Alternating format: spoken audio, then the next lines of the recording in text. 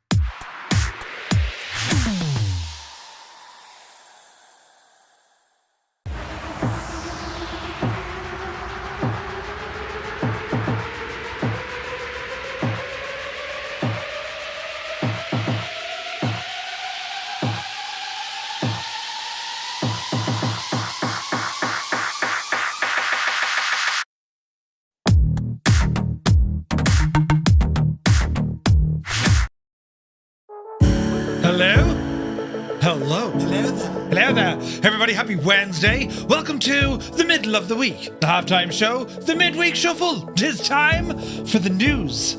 Yes, hope you're all keeping well as we're here right slap bam in the middle of the week.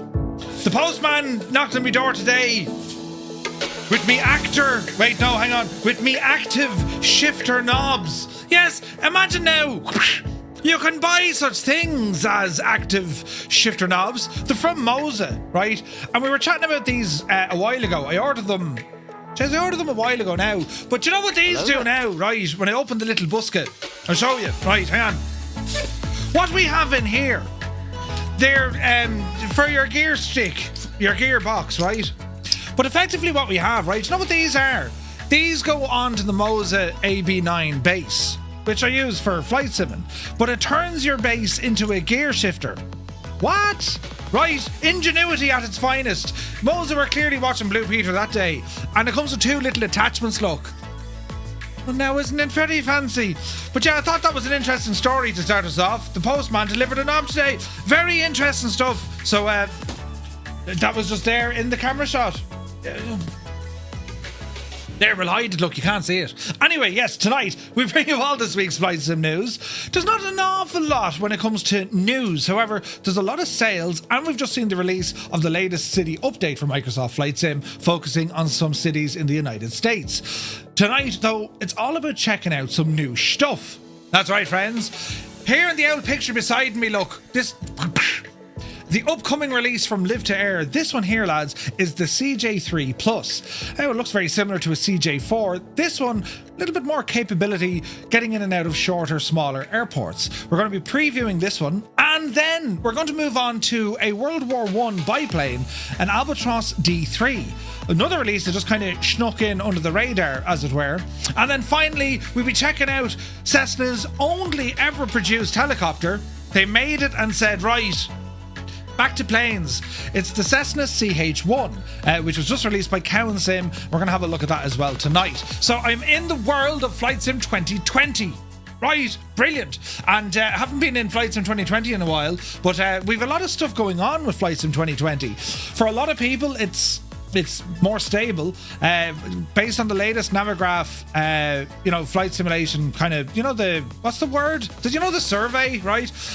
Well, there's more people active in Flight Sim 2020 than there are in 2024, which is a clear indicator where things are at right now.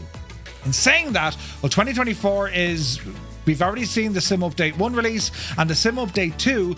The betas are working away, and we're going to see Sim Update 2 drop very, very soon. So it's all happening now, But for those who still fly in Flight Sim 2020, well, there's a lot of releases there, and everything's working tickety-boo, So we're going to be checking out all this stuff tonight to see. It'd be brilliant, But did I do anything kind of stupid today now? Oh, I did 2 things stupid today. I forget who does this.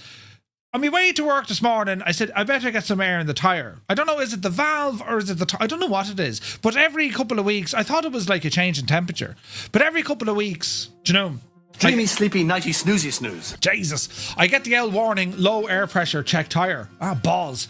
So I pulled into the owl motorway stop there at Portlaoise, and it says, I need change to work the gadget. Not realising you can tap your card. But it was grand. I went into the shop and I said, right, I'm going to get a coffee. So I walked up to the machine and got a latte. Did the business with the coffee machine. Put in my sugar, gave it a stir. Oh, Jesus, then that's nice, right? Then I said, I'll get myself a zesty beverage for the day. So I walked over to the fridge to pick up the bottle of Lucozade Sport. And then I went up to the man to pay for the stuff and asked for change. And anyway, I got out of the car, opened the door of the car and put in the bottle, and I proceeded to top up air into my tyre. Grand as I get into the car, reset the Skoda mainframe database computer, and proceeded to drive. When I suddenly realised, balls, I left me coffee behind me. And I'm on a motorway now, you can't turn back. So yeah, I bought literally a sip of coffee today. That's what I did this morning. So, raging I was going up the road. And it was nice as well. The first up was always lovely. But anyway, that's not important, friends. Can happen to anyone. What is important, though, is we're very close to the weekend. Brilliant. This is a short week in Ireland. We had a bank holiday on Monday. Tuesday to Friday. Then we're off for the weekend. Next week is a normal week, but then we have another bank holiday, right? So Monday week is a bank holiday. Get up the yard. Fantastic news. Great news. So it's all happening there. So anyway, let us delve into the chat, see who's here, and, say hello. Welcome everyone in. Start the timer, precisely 11 seconds. CP65, you're very welcome aboard. Good to see you, man. DeBlaze is here, being on the newsage. Bring on the newsage, maybe. Super Ty, good to see you. Vacuum is in the house. Sourdough Man, very happy Wednesday to you. Eamon 1973, happy news day. Viper Strike is here. He flew from Madrid to Manchester. Ooh, nice. Tarnish Mossman, very happy hump day. Night's episode here, good to see you. Fierce Wolf, looking fierce and wolfy. You're very welcome aboard. Eamon says, happy end of my working week. Happy day. Now, how many days are you off for, Eamon? Do you know? That is the question. Lenny Bobbins is here, good to see you. Spitfire RAF 100 is in the chat. Welcome aboard. Stick Figure, good to see you. Chalks is here. Quick question. Why isn't it Friday? Soon, Chalks, soon. PH Roy, good day. Heisenberg is here, welcome aboard. It's time once again for the only newsman to need 2 hands to hold on to the microphone. I have a toothache as well. Right at the back there. Jesus. Right, It's alright. My lip was sore yesterday, now my tooth is sore today. I've fallen apart. I blame you lot. After, me lovely shirt, the emotions. They got a terrible old doing, But anyway, we'll motor on. We'll ease our way through it. Creo, good evening. Hope all is well. Toto, very happy midweek. Aj, any truth that Murph is growing his nails so that his hands look bigger? I have lovely nails. What are you talking about? Jeez, the noise gate is good in this mic. You can't hear me tapping. Tap, tap, tap. Look at that. You can't actually hear that. I could be sending Morse code subliminal messages to people and you wouldn't hear it. Oh, Jesus, you can hear that all right. Anyway, look, it's not important. What is important, lads? Light Bison is here, rumbling in. Happy hump day, Murph and Fireflies. Really pleased that I've now got my hands on a 34-inch ultra-wide curved monitor. Ooh, is it 4K? Good to see you. Vacuum is here for 3 streams in a row. Thank you very much indeed. Mitsuki crashed from carburetor icing today. Didn't realise that it was the thing until it was too late. You poor old devil, God love you. Martel, you're very welcome aboard. Bell Bro is here. Hey, friendages, get ready for the news. You're very welcome in. Malky Mac is here. Shuffle Shoes shuffles in. AJH John, hope you're well. Idle Cutoff is here, calling from Cambridge. Hello from Tipperary. You're looking well. Death's Angel, how are you? 98 Vulcan, welcome in, my dude. Muse Fan, burst in the door with his ear. How he is, his mad jokes. Happy hump day. Come on, Crystal Palace. Who are they playing, Muse? Are they playing in the football? You know, the soccer. Livtorious, happy hump day. Little Trader is here. Didn't even know Cessna's made helos. It's mad, isn't it? Jesus! Sir Camsalot is on a 170 stream streak. What? 170 in a row, lads. That's absolutely bananas. Jesus, thank you very much indeed, man. Where are we at now? Nick is here, good to see you. APU Inspector, good evening. Captain Sickbag, he says, happiest of hump days to Murph and the gang. You're very welcome in. Hope you're keeping well. Acrotag or Acrotag is here. Happy Wednesday. Stu Snape rambles in 3 streams in a row. He says, good evening, Murph and chat. I missed Sunday stream, so having to start my streak all over again. You poor old devil. Jesus. Wakey, thank you very much indeed for the follow. Chuck says, it's not every day that a postman shoves a through your letterbox. Ah, Jesus. Fancy getting that. Yeah, Joe. Reminds me of those joysticks you stick to the arrow keys of your keyboard. Oh, do you remember them? Yanov is in the house. Good to see you, my guy. Hope all is well. Tarnished, indeed it is. Memphis Dunn is here. Welcome aboard. Filthy, good to see you. The land of Army Floor. Oh, wait, Army Flow. Yeah. We have Flow in 2020. Oh, Jesus. We need Parallel 42 just to get Flow working. Right. It's very important. It's critical.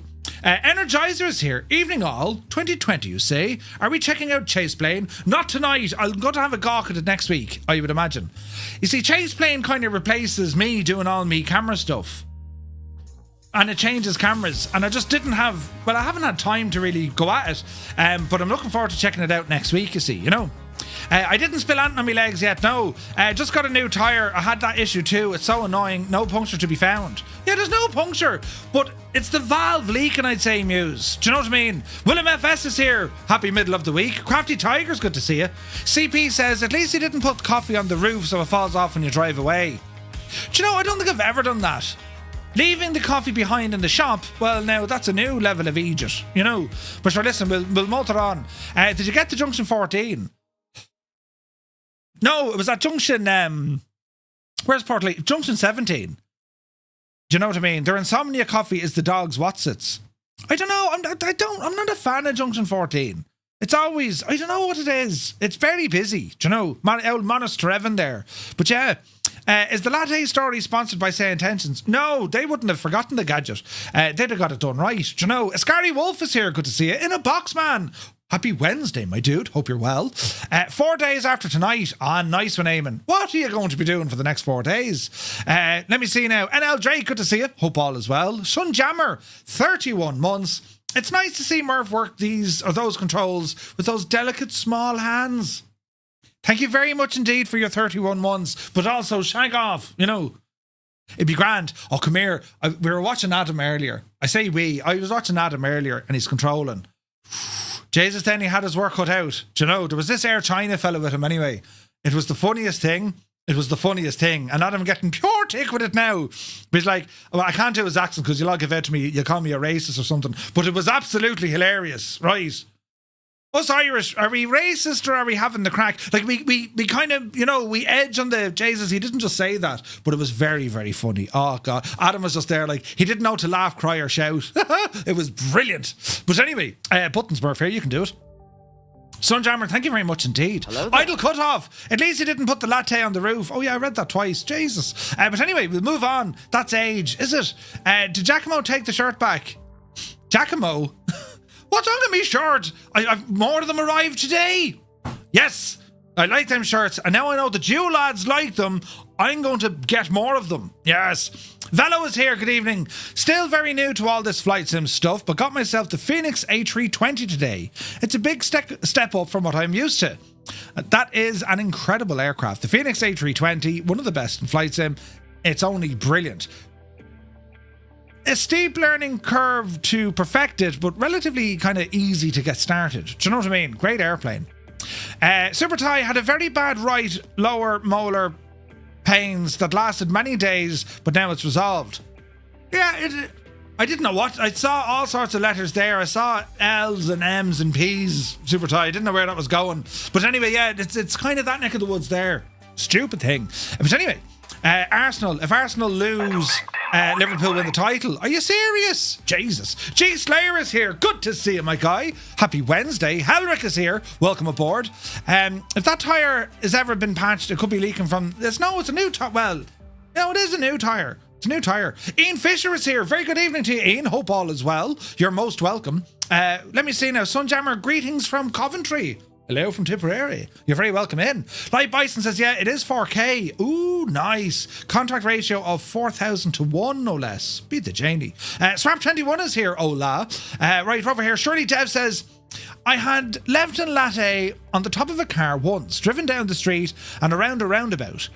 It was when I saw a dribble of coffee coming down the back window that I remembered it. Thankfully, with the lid, it didn't spill much. I drove so smoothly around the roundabout, it stayed on top of the car. You are joking. Surely, Dev, you should have done the lotto that night. Lady Luck was on your side. While driving in Ireland today, popped into the garage and some lovely person had bought me a latte. Right? No! I don't know what happened to it. Surely, I don't know if they didn't... There's no way anyone saw me drinking it, so someone would have said, oh, look, here's a free latte. And then they went about their business. Anyway, more shirts, absolutely. Jesus, I missed that. Not often Adam gets frustrated. I was brilliant. Brilliant. The lovely Kaharia is here. Look at this, tier 2, 49 months, Kaharia. Thank you very, very much indeed. Time absolutely flies. 49 months, though. Wow. Schutz is here. Good to see you. Where are we at now? Super Ty says, wasn't there? I usually don't watch him. If I did see that, it would have been a clippable moment. Clippable moment indeed. 777 is in the house. Thanks for being the most reliable and friendly stream on Twitch. When you say you're going to do something, you do it. Wait, what? What did I say I was going to? Wait, usually I do. No, but usually I do say what am I trying to say? Thank you, 777. Very kind of you. Yes, I'm confused. The person serving at the said garage said the bloke that bought me the latte had little hands. And what do you mean ginger hair? Jesus, now. I will admit, we gave the Gruig a good old scalping here now, lads. Look, right, you know. A good old A good old scalping was given... We won't worry about these things. We'll get over ourselves. I'll wear a hat. Yes, I'll wear a hat. Tarna says, I passed my CBT test today, so 2 more years of motorbike riding. Oh, Jesus, brilliant. Great news. Lieutenant Bob, welcome aboard. Hope you're well. Yeah, I don't know, leaving your coffee on the roof, lads. I mean, it's an art and a skill, you know. Uniform Goose is here. Welcome in, Goose. Feel good. Good to see you. Dave Cleary. Legend, Dave. Welcome in, Dave. Mrs. TPHI, good to see you. Alan Black is here. Black Sheep Jean, good day to you. Did you give the leprechaun back his shirt? Jesus. Johnny Shue, good evening. Visualize is here. Siddle, you're welcome aboard. Flinecki, welcome in. Who else? Heinrich is here. Nutty Slack, good evening. And Mystic has jumped in as well for the crack. All is well in the realm. You're all very welcome in, lads. Good day, Lieutenant Bob. It is great to see you, man. Schutz says, you don't really need any hair gel these days, Murph. Listen, right, we'll have less of that now, you know. Beautiful, Gruig, you know, it's a glorious mane is what it is, you know. Listen, I do these things so, like, you know, things don't feel as bad when you have to do them. Because you're not the first. You'll say, no, there's a worse Egypt looking than me. Wait, there's a worse looking Egypt than me.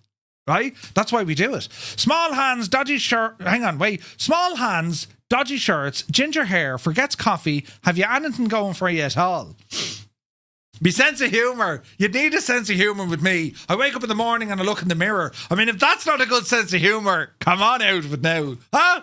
Who's laughing? That's terribly bad. You know, the emotional carnage and damage. Yeah, Jesus. But anyway, it's going to be a fairly busy night, lads. We have a bit to get through, and I'm very excited to show you a brand new upcoming aircraft in the world of Microsoft Flight Simulator. This from a developer.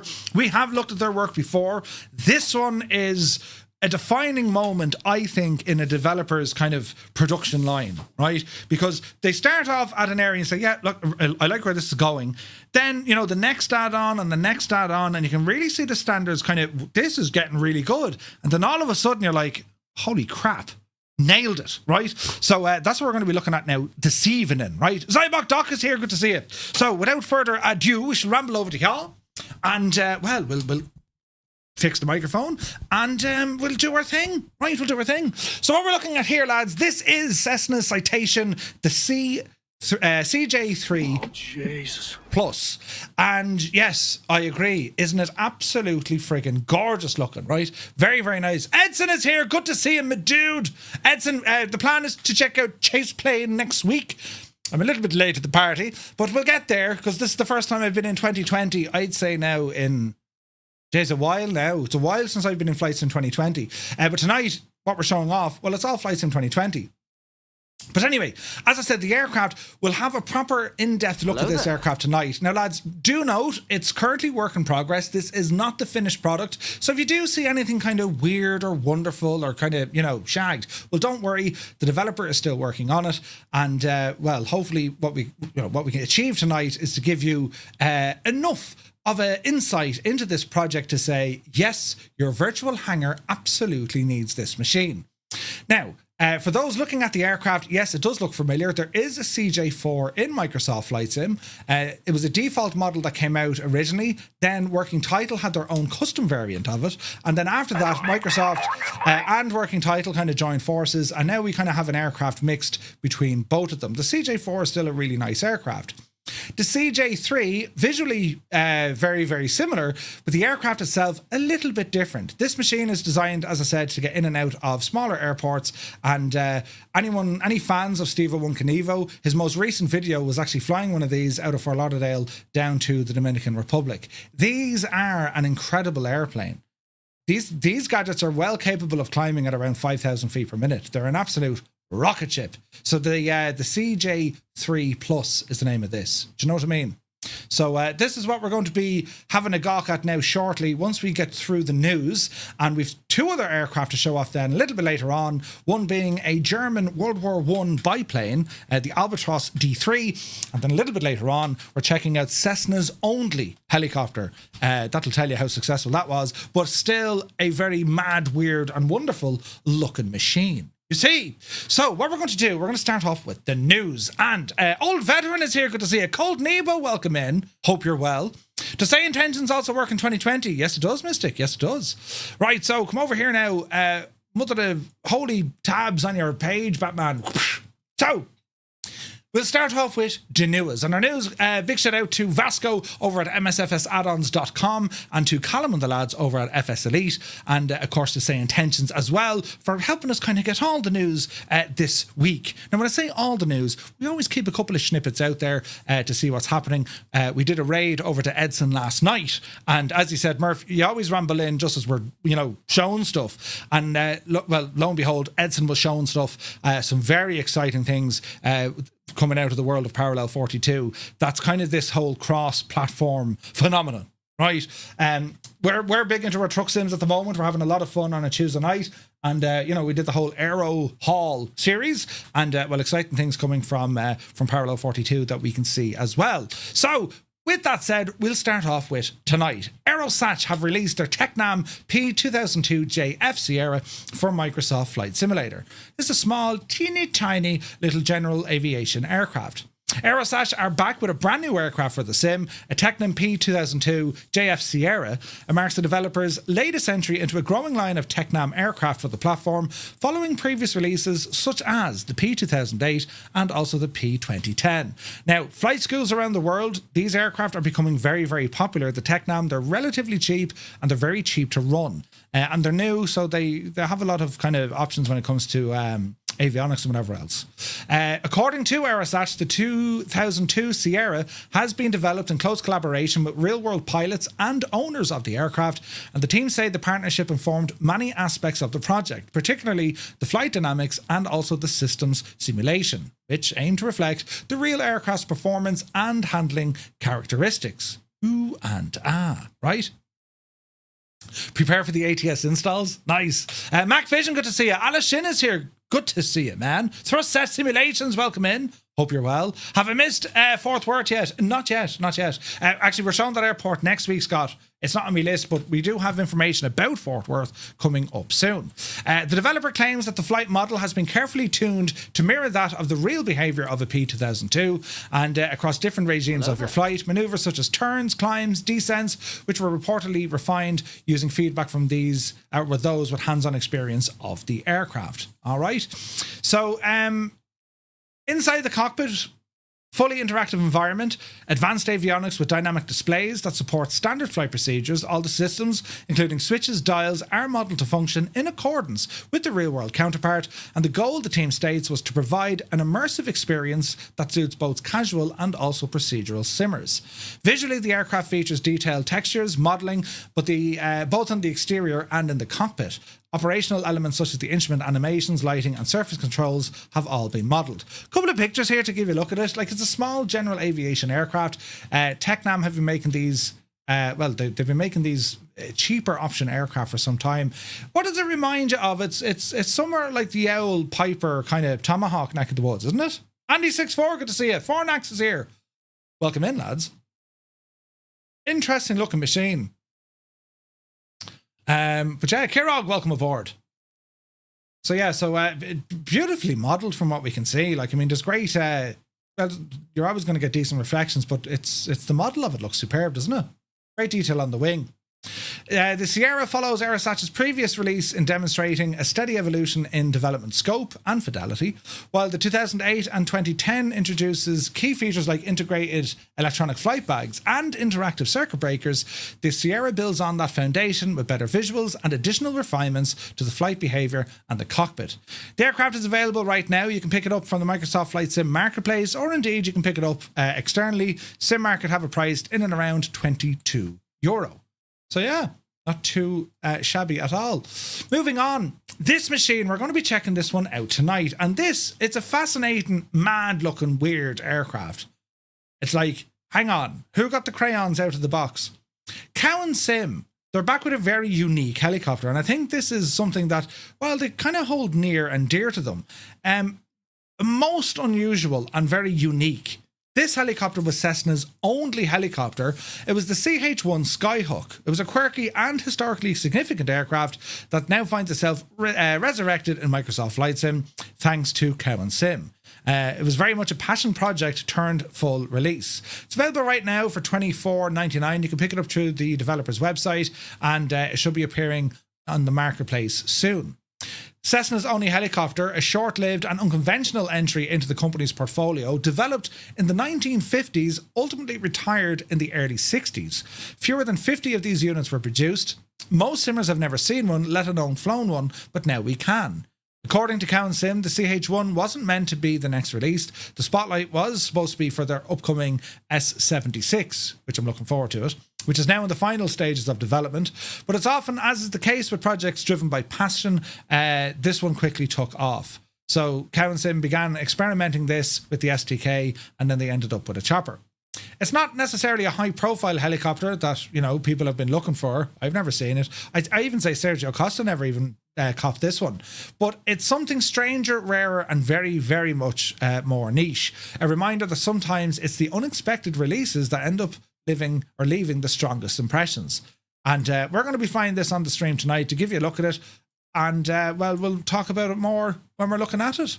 Very interesting. Out of the box, fully bindable throttle system, realistic startup procedure, and custom avionics. Persistence features that save during your flights.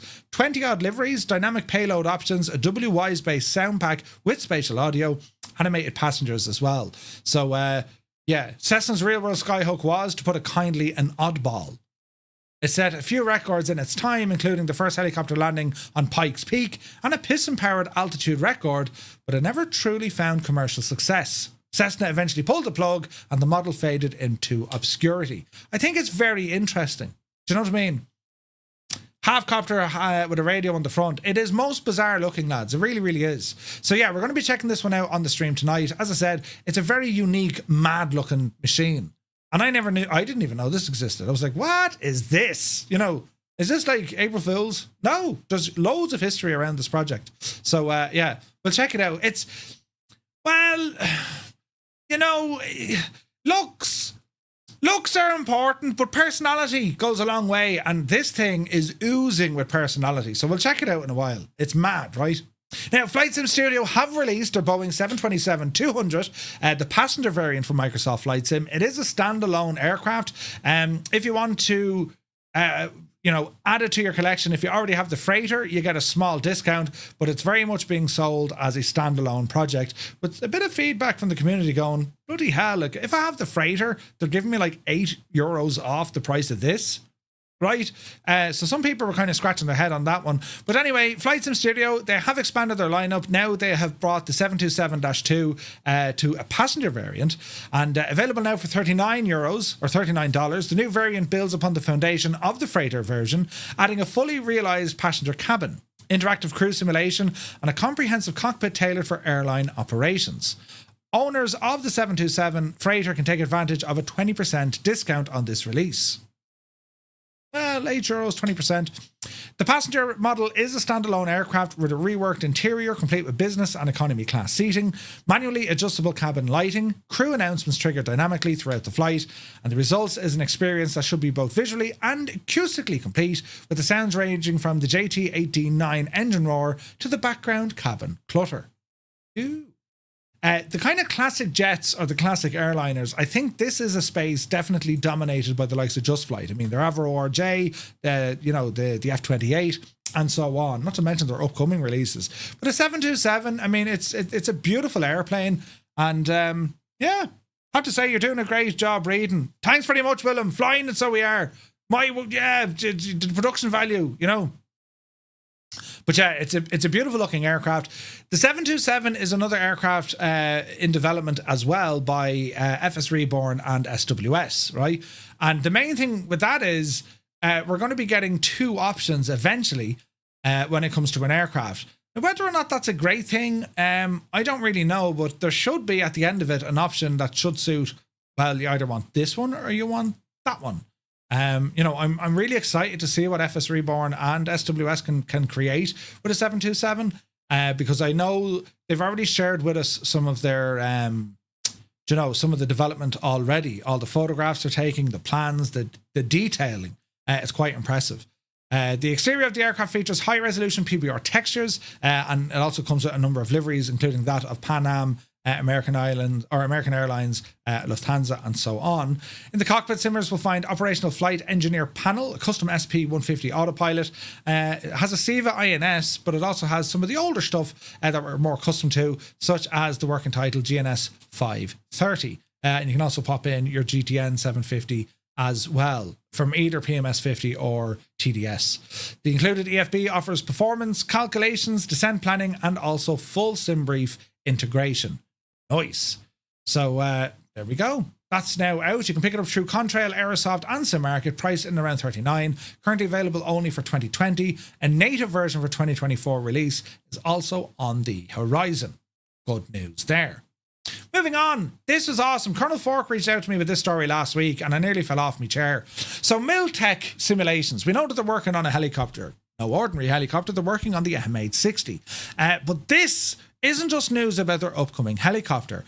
Miltech are doing something kind of friggin' mad here, right? And it's exciting, right? I'm going to read it directly from their blog. So the project status, this is like last week. So you can see like most of this stuff is like 95, 99%. They're almost there. But this is where it gets savagely interesting. Have a listen to this. The mission system, introducing the Miltech Mission Hub. Around the same time as the successful release of the Supercarrier Pro and subsequent launch of the CH-47, well, we recognised the need for a flexible, expandable, universal and aircraft-agnostic mission campaign editor within Microsoft Flight Simulator. The CH-47 served as the initial attempt on implementing a basic mission system. And we can see that in the CH-47, you know, you have different sling loads and you can do these little missions and so on. With the announcement of FlightSim 2024 and its new built-in career mode, well, Miltech were initially, they believed, a custom mission system wouldn't necessarily be viable. However, after reviewing the features and limitations, it became clear that, whilst undeniably fun, it does lack the flexibility and depth needed to support the wide range of mission types and gameplay modes that Miltech have envisioned. So, they have revisited their original concept, aiming to build a system that will remain fully independent from the FlightSim 2024 career mode. It's going to be modular and adaptable across aircraft types and mission profiles. They're drawing their inspiration from campaign-orientated games such as DCS and Arma 3. They've developed a mission system built around a flexible trigger action framework, and the system allows users to define triggers such as area entry, time elapsed, speed thresholds, or altitude levels, and then link them to specific actions, like displaying a marker, playing a voice line or message, advancing a mission stage, or even ending the mission altogether. This is huge news, lads. Miltech Mission Hub enables both developers and users to create and share missions for campaigns in both FlightSim 2020, 2024, both on Xbox and the PC. Mission-based gameplay that you can create similar to that of what's already available in the likes of DCS and of course in Arma 3. Now you might be saying, what sort of missions can you create? Whatever you want. If you can set a trigger to say, when I get to this location, I want to see this action. So that could be another aircraft coming in. And it doesn't necessarily have to be all military based. This could be search and rescue. It could be like lots of possibilities here, right? Please note, Xbox users, mouse and keyboard are highly recommended, although they're not mandatory. So you can see this see this gadget here, look, right? So this is showing you kind of the layout of their mission maker, whereby you're going to have, okay, when I fly in here, do this, and then when I get to there, it finishes, save and play. It's like its own little mission sandbox that you can then inject it into the sim, and you can share it, and it works on Xbox and PC for both sims. What? This will be a long-term, iterative development effort. Given the upcoming release of the MH60 series and the expanding portfolio of naval carriers, the initial focus will be on naval-orientated mission types, with a strong foundation on flexibility and expandability. At launch, the system will support the following mission categories. They'll have firefighting. Nice. Search and rescue operations. They'll have external transport operations, such as sling loads. They'll include anti-submarine warfare, and then they'll have some ship-borne missions, dynamic development of missions from naval vessels anywhere in the world. And again, we can see another snapshot here of what it's looking like. Isn't this deadly, isn't it? Compatibility and future capabilities are going to be tied to other aircraft. So they've already mentioned other aircraft in their portfolio, plus other stuff Miltech are bringing out. As the development continues, some of the operations they're looking at then will be aerial refueling, tactical campaigns, heavy cargo missions, surveillance and reconnaissance missions, and eventually multiplayer compatibility. What? Now, when it comes to multiplayer, you can kind of see early shots of what this looks like, right? And you'll have like different sort of mission assets. You're talking buildings, ships, aircraft, ground vehicles, ground buildings, a lot of stuff, right? Early UI stuff here. Submarines, Russian, American, and contraband submarines. Mountain rescue, sea rescue, astronaut rescue. Like, what? You know what I mean? Anyway, when they talk about the multiplayer, challenges and constraints, at this point in the dev blog, last couple of hours writing about the Mission Miracle. However, the Mission Hub will launch as a fully single-player experience with no multiplayer compatible features at release. I have noticed a prominent multiplayer button on the UI screenshots above. It will be there, but it's greyed out. That's going to be for the day one release. The Mission Hub has a technically complex product built on a new API, and it has deep integrations with various aircraft. So, ensuring stability and reliability in single-player mode alone requires extensive testing. At this stage, it's simply too early to pursue multiplayer functionality. With that said, it says market surveys indicate that most time in Microsoft Flight Sim is spent in single-player flight. And I challenge that to say, well, it's only because of the multiplayer experience isn't fully up there yet. That's probably why, right?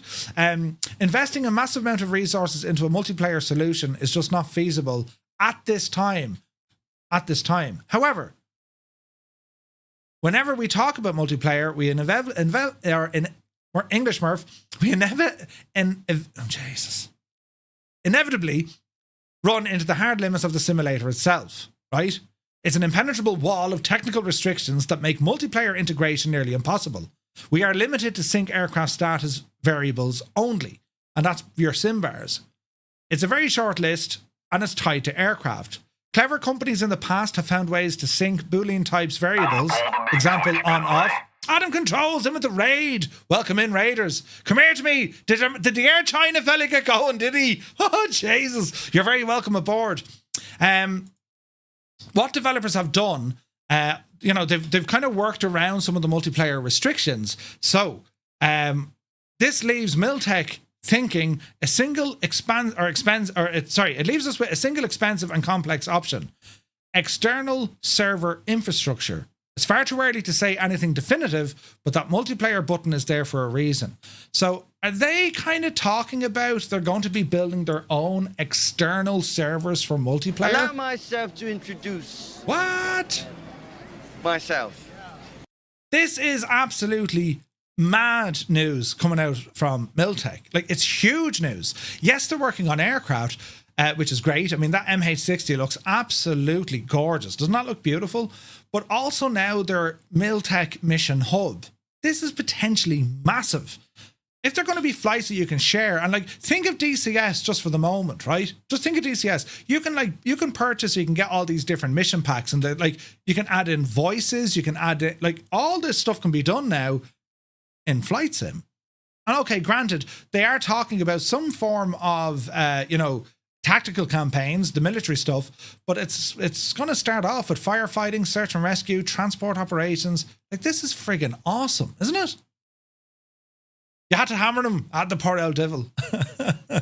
But we've seen the same in hype multiplayer. Ross, we did, but not to this level. Not to this level. Like, I mean, with High Performance Group, yes, they have their own inbuilt mission system, but like, this makes it... The idea that you can actually say, right, at this location, do that. Once you get there, trigger this. And what's the trigger going to be? An aircraft, sounds, scenery injection. But they're giving us the tools to do it. The hype mission stuff, it's kind of there. Didn't Flight Sim Studio do kind of similar as well with their Tecnams? They had their mission area. I think this is huge. And the fact they're going to get this working on Xbox as well. Do you know what I mean? So let's see what they're doing. Great news, though, and very exciting news. And in the meantime, we're waiting on this beautiful MH60. So, exciting times coming from Miltech for sure. Now, the latest update, the 5 US cities get a fresh look with a new City Update 10 for Microsoft Flight Simulator. Microsoft just released City Update 10 in the United States. If you're on Flight Sim 2020, go into your marketplace. You can grab it there for free. If you're in Flight Sim 24, you can grab it, but it'll be streamed to you. You just need to activate the packages, and then they are streamed to you. All right? But anyway, well, what do we get? Well, the new update available for free: Dallas, Fort Worth, Denver, San Francisco, and Honolulu.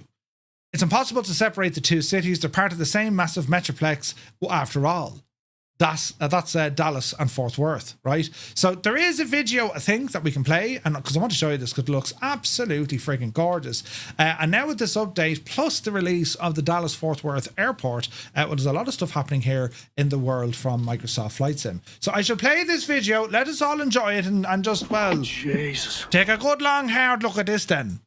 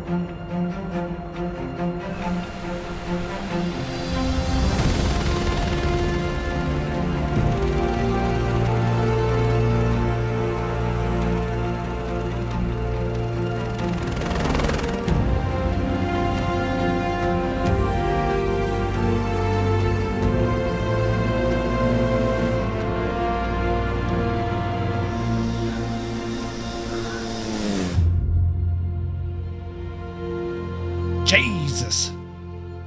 Absolutely gorgeous, isn't it? I mean, it's gorgeous. So if you're on FlightSim 2024, activate it in your marketplace and you have it straight away. The main ones here, lads, I mean, yeah, it looks stunning, right? There's a couple of buildings, though, looking at photogrammetry. I always kind of go, shouldn't that have been a 3D object? Because some of them just use photogrammetry, right? But anyway, Dallas-Fort Worth, which is absolutely incredible, that we finally have that in the sim because we just never had it. Scott's going to be happy out. We have Denver in Colorado, and San Francisco, California, and then of course we have Honolulu in Hawaii. So it just finally we're getting scenery for Hawaii because it needs it. Do you know what I mean? We finally have it. So this is awesome. It's a free update for Microsoft Flight Simulator, both on 2020 and 2024. And as I said, if you want to grab it, go into the marketplace in 2020, download, or go into the marketplace in 24 and activate. It'll be streamed to you on 2024. You don't have to worry about the multiple gigs of updates. Do you know what I'm saying? But great news there. 5 cities added and they get a fresh look, all with new photogrammetry, DEM, terrain, all that jazz is thrown in there as well. We'll go exploring here probably next week. So does it put a dampener? No, it doesn't put a dampener on it because Muse, they didn't actually release the airport. They just have the city of Dallas-Fort Worth included. I don't know how far north it goes now, but we'll have to check it out. But it doesn't have the airport. There's no airports included with this. So compatibility for the release of Dallas-Fort Worth, that'll be interesting to see how it behaves. I do know we have to go back to Alcatraz now because it looks like our little landing spot is going to be more capable without smashing into the big block. Those who know, know what I mean? So yeah, that's a great release and fantastic stuff there coming from Microsoft. Now, France VF4, well, they've expanded its Microsoft Flight Sim coverage. They have a new scenery pack. France VF4 they must have 50 airports now all around France, and they've covered regions. You know, they've done the south, they've done the west, and so on. This new scenery pack covers the northeast of France, and they're back with a fresh new entry and its growing catalogue of regional series for Microsoft Flight Sim. This time the focus is on the north of France. It's compatible in both 2020 and 2024. So, well, what do we have? They've introduced more than 30 new airports and airfields and also 3 major military bases. Countless visual navigation aids. It's more than just a collection of airports. It's a sandbox-style toolbox for low-level VF4 flying, which is incredible. The amount of airports, and they're all tweaked, updated. The pack lists 29 enhanced civil airports and airfields, each featuring custom buildings, updated ground textures, and they include static aircraft, mostly GA club planes, and there's also a couple of military assets put in as well. It also throws in 3 large military air bases, the San Dizier Robinson, the Nancy O'Shea, and also the Luxwell Saint-Savior. Which has been modelled with photo-based ground textures and also some various structural details. And then there are the supporting objects, a wide number of gliders, parachutes, helicopters, even flocks of birds. You'll spot marinas with moored boats, church spires on the horizon, industrial tanks, greenhouses for Greta, and indeed silos. They've even put in their electrical pylons and some 15,000 road signs. What? Huge, right? It's VF4 first, but it is IFR friendly. And even IFR simmers might find the value here, especially those who fly regionals in and out of some of the larger hubs like Xi'an and also Hussein. While not equipped with high-fidelity terminal interiors or custom jetways, well, the airports still benefit from the improved ground detailing and, of course, the atmospheric updates that bring these closer to the kind of visual standards you would expect to see in Flight Sim 2024. You can see here from these pictures, like they put in the friggin' toll booth, look. Animated toll booths, huzzah! I have some of the France VF4 sceneries already. They're really, really nice, lads. And they're a huge upgrade over the default aircraft. This is the sort of texture stuff you get. Do you know what I mean? Like, it does not look nice. You get like proper hangar textures and everything looks really, really nice. It's a massive, massive scenery pack. So, it's available right now in Sim Market. It's priced in and around 40 euros. And you might say, Jesus, 40 quid. But you're getting 30 airports. You're getting an entire region of VFR stuff. So when you consider that, I think that's quite okay. They've really enhanced the entire area. It's covering France's northeast area. So yeah, I think it's class looking. I think it's class. So that's available right now if you want to go grab it. And with all the other France VFR stuff, it adds so much. All these custom assets that they're using, it really does transform the region. Like, it really does. I have flown, but I visited a lot of these regions in France. We usually do our holidays in France. And I remember like using the base sim. I was like, oh yeah, that's really nice. Then you put France VFR stuff in there. You're like, holy crap, yeah, I saw that building. Or yeah, that's exactly how it looks. They've done a great job. So yeah, that's their newest release into the world of Microsoft Flight Sim. So good stuff out of France VFR. Now, our only news here from, two bits from FS Elite tonight. The Pacific Island Simulation shares new Raleigh-Durham Durham Airport previews for Microsoft Flight Sim. And Pacific Island Simulations recently took to their Facebook page showing us the progress on the new Raleigh-Durham International Airport, which is Kilo Romeo Delta Uniform. It's in North Carolina's second biggest airport and has continuously broke its yearly passenger count records. It's a modest-sized airport, currently serves as a focus city for Delta and operates a base for Velo Airlines, and will become an operation base for Delta subsidiary Endeavour Air. In addition, the airport is served by all the major US airlines, as well as a number of international airlines, Iceland Air and Lufthansa. While RDU Airport features relatively modern facilities, the airport is currently looking to expand its Terminal 1 to keep up with its growing passenger numbers. We've got some nice screenshots here. Ooh, and, has anyone been to Raleigh-Durham? I know Raleigh-Durham from watching wrestling years ago. Finally The Rock has come back to right. That's about it. But it's a nice looking airport, this. Tons of details there, lads. Tons of details. So anyway, Pacific Island Simulation's latest update on the scenery centered around the texturing completed on the two passenger terminals. And the developer noted in their post that the terminal interiors, night lighting and custom taxiway signs are still yet to be completed, but they are working on it. So we've no release date or a price just yet, but it's on the way. MuseFan had a CTD after activating the city update. That's the spirit. That's the shot. Brilliant. So we move on. Chaseplane officially has launched for Microsoft Flight Sim 2020, bringing full camera control back to the PC simmers. Now, Parallel 42 have been working on this for a number of weeks. They kind of gave it a soft release, if you like, exclusive to its own Parallel 42 members. If you want to know, how do I become a Parallel 42 member? Just buy stuff from Parallel 42, equating to $42 or more, and you get in the front door. And it gives you access to all their latest and greatest before it goes fully public.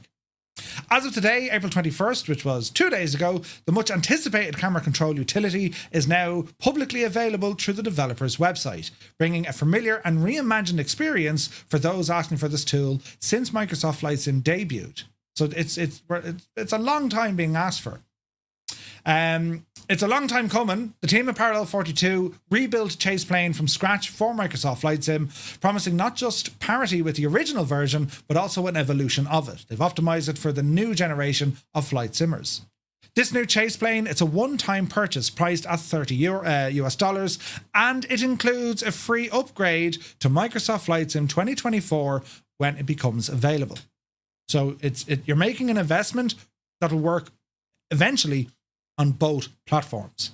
Now, this completely overrides your normal default cameras, right? You're substituting your default cameras to go with Chaseplane, all right? So be aware of that. However, any camera view you currently have, you can put it back in there and then some, because they have these physics-based cameras as well, meaning they will react to the physical forces that's happening inside the simulation itself. Turbulence, bumps, all that sort of it's incredible. They also have the tower view, chase, flyby, all these just class stuff. The product is described as fully featured, meaning that it ships with all the major tools right out the gate, no modular upgrades, no subscription tiers. And there was talk at the side, there was talk at the start about, saving everything on a server, and they were going to run subscription charges to maintain the server. Parallel then 42, having listened to the community, said, right, okay, we won't do that. We'll throw it all in as one price. And that's what they've done. You can add unlimited custom views. You can save as many cockpit or external views as you'd like, unrestricted by the simulator's default limits. Now let's think on that for the moment. Every single aircraft I use, I set up my default 10 views, 0 to 9. 0 is the pilot facing the controls, 4 is usually out the left window, 6 is out the right window, 1 is me overhead, 2 is the ground, 3 is me FMS, 5 is kind of like the passenger seat. I usually use 7 for like a GoPro view over the nose, 8 is out the left window, and 9 is out the right window. That's all I can use. And because aircraft are becoming more and more detailed, you're missing out on a lot of different camera views. You're not limited now with something like Chase Plane because you can put in an unlimited amount of different custom views. That's great.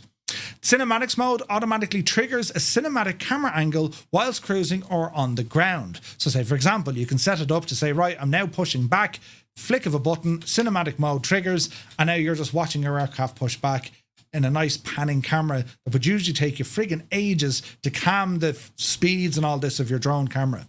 It also has flyby and tower cam. Fixed ground perspective allows users to simulate flybys or view their aircraft from one of some 3,500 control tower locations all around the world. Their physics-based camera motion. Camera behavior is driven by real-time aircraft dynamics, offering human-like head movements and also some natural turbulence effects. Smart view and even binoculars mode, intuitive camera controls allowing the user to click to switch the views based on what they're looking with a zoom precision when needed. Then we have the community integration and cloud backups. Views can be shared or downloaded from the wider Chase Plane community with all settings backed up online. So you can make up all your own views for an aircraft and say, hey, Paddy, here's me views. This is where you grab them. Awesome stuff. Quick video here just to show you what the crack looks like. If you're saying, Murph, what are you actually talking about? Well, sure, look, I'll show you, look, and we'll see what you think. That's the wrong button completely. Actually, we'll go with one, Jay's. We'll go with that. We'll go with that.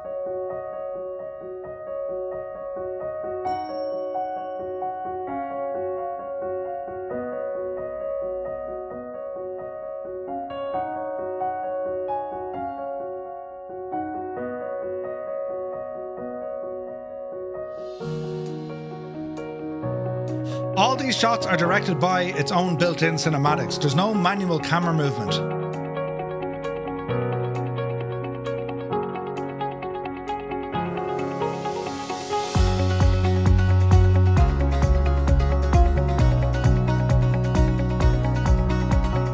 So what you're looking at here, the amount of times I'm asked, Murph, how did you get that camera angle? Or how are you doing that? Well, you can do it with the drone camera inside the sim. The drone camera I like, I figured it out, right? However, folks struggle with that. And if you aren't using something like, an Xbox controller, it's nigh on impossible to get beautiful transitioning kind of shots, right? That's where Chase Plane comes in. The user had to do nothing here. They pressed a button and this starts happening on the screen. If you've never kind of explored the sim from using these dramatic kind of camera angles, which really do enhance the whole visual fidelity, you've been missing out. You can do it with the drone cam, sorta, but now you can do it automatically using Chase Plane. So there's a huge possibility there if you're into, let's check out my cameras, especially making videos. Do you know what I mean? Yeah. Where's Flow Pro for 24? I'm having withdrawals. Like us all. We need Flow Pro. But anyway, Chase Plane officially released now, lads, and you can pick it up over at Parallel 42. There is a roadmap for flights in 2024. They're only working on 2020 right now, but they will have a native version for 2024 once available. So it closes a chapter that began in 2020 with many users wondering if Chase Plane would ever return, and well, here it is. Gesundheit ist nicht. right? There's a few things there that the P3D version doesn't have. Ian Fisher says, so not much change from the chase planes that we've had since Kevin at Old Prop Solutions wrote this 10 years ago. No, I think they have, I don't know, the chase plane in P3D have the physical base camera. I don't think it had that, did it? Maybe it did. I don't think it did. But yeah, the unlimited views is probably one of the biggest points for me. Cinematics mode, it's handy. I like messing around myself, but cinematics mode is there. The physics-based camera motion, that's pretty cool. It's not yet Toby compatible. Okay. Is there a roadmap wonder? I wonder. We'll check it out. Edson's in the chat. We can ask Edson. Edson! Is there any work on Toby? Or is that's probably up to Toby to fix, is it? I'm only guessing. Binoculars. Pedro, right? Binoculars, you gotta love them. But anyway, great stuff there from Parallel 42. Great. Oh, look, that's the view there. Look, the binocular. Oh, Jesus, it was right there in front of us. Brilliant. Right, moving on. Some hardware, lads. Virpil have launched their CDT Aeromax flight stick. It's now available for pre-order. Ooh, Virpil. Ah. Virpil Controls have lifted the curtain on its latest hardware release, the CDT Aeromax flight stick. It's a new entry in the Cadet series designed to bring the high-end features to a broader audience. We've seen this already with the throttles. They're making them much, much cheaper because, well, usually with Virpil, you'd have to buy a base, then you buy a stick, right? So they're going for these new Cadet series. It's all about bringing the prices down to make the stuff way more accessible, if you like, and, you know, just easier to use for folks and appeal to their wallets, you know. Ah, Kevin, good to see you. We're working with Toby to get that working. Brilliant. So yeah, it's a Toby thing. Ian Fisher says there's a few things here that P3D didn't have, said Energizer, and Ian says, yeah, I note the new things. Yeah. 777 driver, good to see you, man. I bought it to support Parallel 42, but I only used 24, patiently waiting. Indeed, indeed. Right, so what does this new bit of hardware do? Well, it's the world's smallest dual-cam flight stick with a base height of just 49mm. The reduction in size comes without a sacrifice in quality. The internal gimbal is entirely metal and it borrows its heritage from the popular Warbird series. According to the company, the gimbal has been re-engineered with miniaturization in mind while retaining strength, stability and precise input control. Adjustable clutch dampers on each axis allow the users to tailor the stick's resistance to their liking, right? That's class. So it's a much cheaper Virpil stick, right? I use the Warbird base and the Constellation Alpha stick. It's an amazing bit of kit. And, well, it's great to see this getting kind of, you know, cheaper. It's a good looking shtick as well. Dual 4-way hats, analog mini stick, 2-way slider, multiple push buttons, dual stage trigger, flip trigger, brake lever axis, paddle switches, and also some programmable LEDs on the front, which is very handy. What you can do with the LEDs, the programmable LEDs, you can have like turn green when the gear is down or go red if the gear is up. You can program these yourself using Virpil's software, which is nice and dandy. Oh, Jesus, good man, Colonel Fork. I saw something in that in the chat. Immediate news coming in. Hot off the shelves. D3 Advantage for Flight Sim 2024, an alpha release. Iconic airlifter, limited alpha. Meet the legend, affectionately nicknamed the D3, the C-130. This tried and true workhorse has spent over 60 years hauling cargo and troops across the world. It's now ready for its next mission in Microsoft Flight Sim 2024. We've brought you not one, but two iconic variants. The 30 long with the stretched fuselage and the 30 short, the classic silhouette you know and love. Both come fully equipped with a modern FADEC turbine, sleek 6-bladed scimitar props, fully featured glass cockpit, and a highly flexible mission-ready cargo bay. This is coming soon, lads. This is coming soon, right? Super Tide, did you tell me this earlier on? Jesus. 777, yeah, midnight shower before. Very good. Bangkok Munich flight. See you in the CJ3. We're checking that out now in just a moment. Say hello to the most advanced simulation of the aircraft ever created. The D3 Advanced is a whole new benchmark for complexity and realism inside Flight Sim 2024. Every switch, dial and knob works exactly as it should. It's not just the plane, it's the passion project built by a team obsessed with getting it just right. The flight sim aircraft built on tech that they've delivered on to the real-world military clients, including the US Air Force and SOCOM. We know the story. Blackbird Simulations, they used to be called Milviz. Milviz have kept that name and they produce add-ons for military simulators, right? So that's where they're getting that from. The input of seasoned C-130 pilots, they've pushed next level accuracy in everything. The flight dynamics, systems logic, avionics and performance. You have cargo options, tons of them. And a word from Blackbird, we've poured our heart and soul into this aircraft. It's been a journey through dozens of manuals, field reports, site visits and system diagrams. They built it for an enthusiastic flight simmer who wants more. We can't wait to see what you think. They're going to be doing a limited alpha release. The current version is 96% feature complete, with regular updates planned to lead up to the full release. At this point, it's not perfect, and yes, we are asking you, fellow pilots and avgeeks, to test it for us. That, together with the current economic climate, that's why we've set an initial low price of $24.99. As the list gets smaller, the price will get bigger. Alpha entry is just $24.99. Beta will be something else, and then the final release will be something else altogether. We have a video.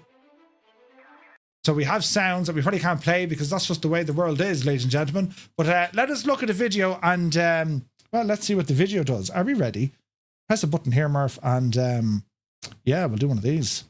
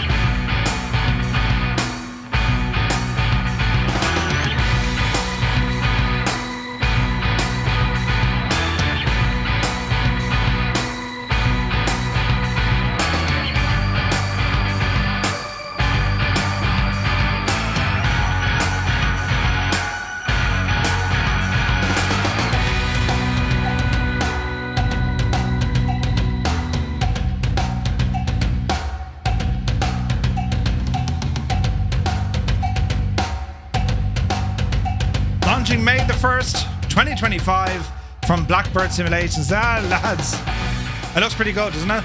I mean, that looks pretty good. Now, here's the thing. We already have some options when it comes to the C-130 and Microsoft Flight Sim, and they come from Captain Sim. And I have to say, they weren't bad. I was actually... The first one was crap. They didn't do an interior. But the other ones weren't bad. So yeah, it's going to be interesting to see how this one kind of folds out. So there we have it, lads. You can grab access to that on the 1st of May to join the early alpha. 96% complete. The choice is yours, but I'm looking forward to this. This is a huge release when it comes out. Looks awesome. 777 says DC-10s, L101s, or L1011s, 747-12. Group flights into the Kitech when? Soon! 777, soon. Wasm warning. Uh-oh. Dirty 30 sounds like a menu in a strip club, right?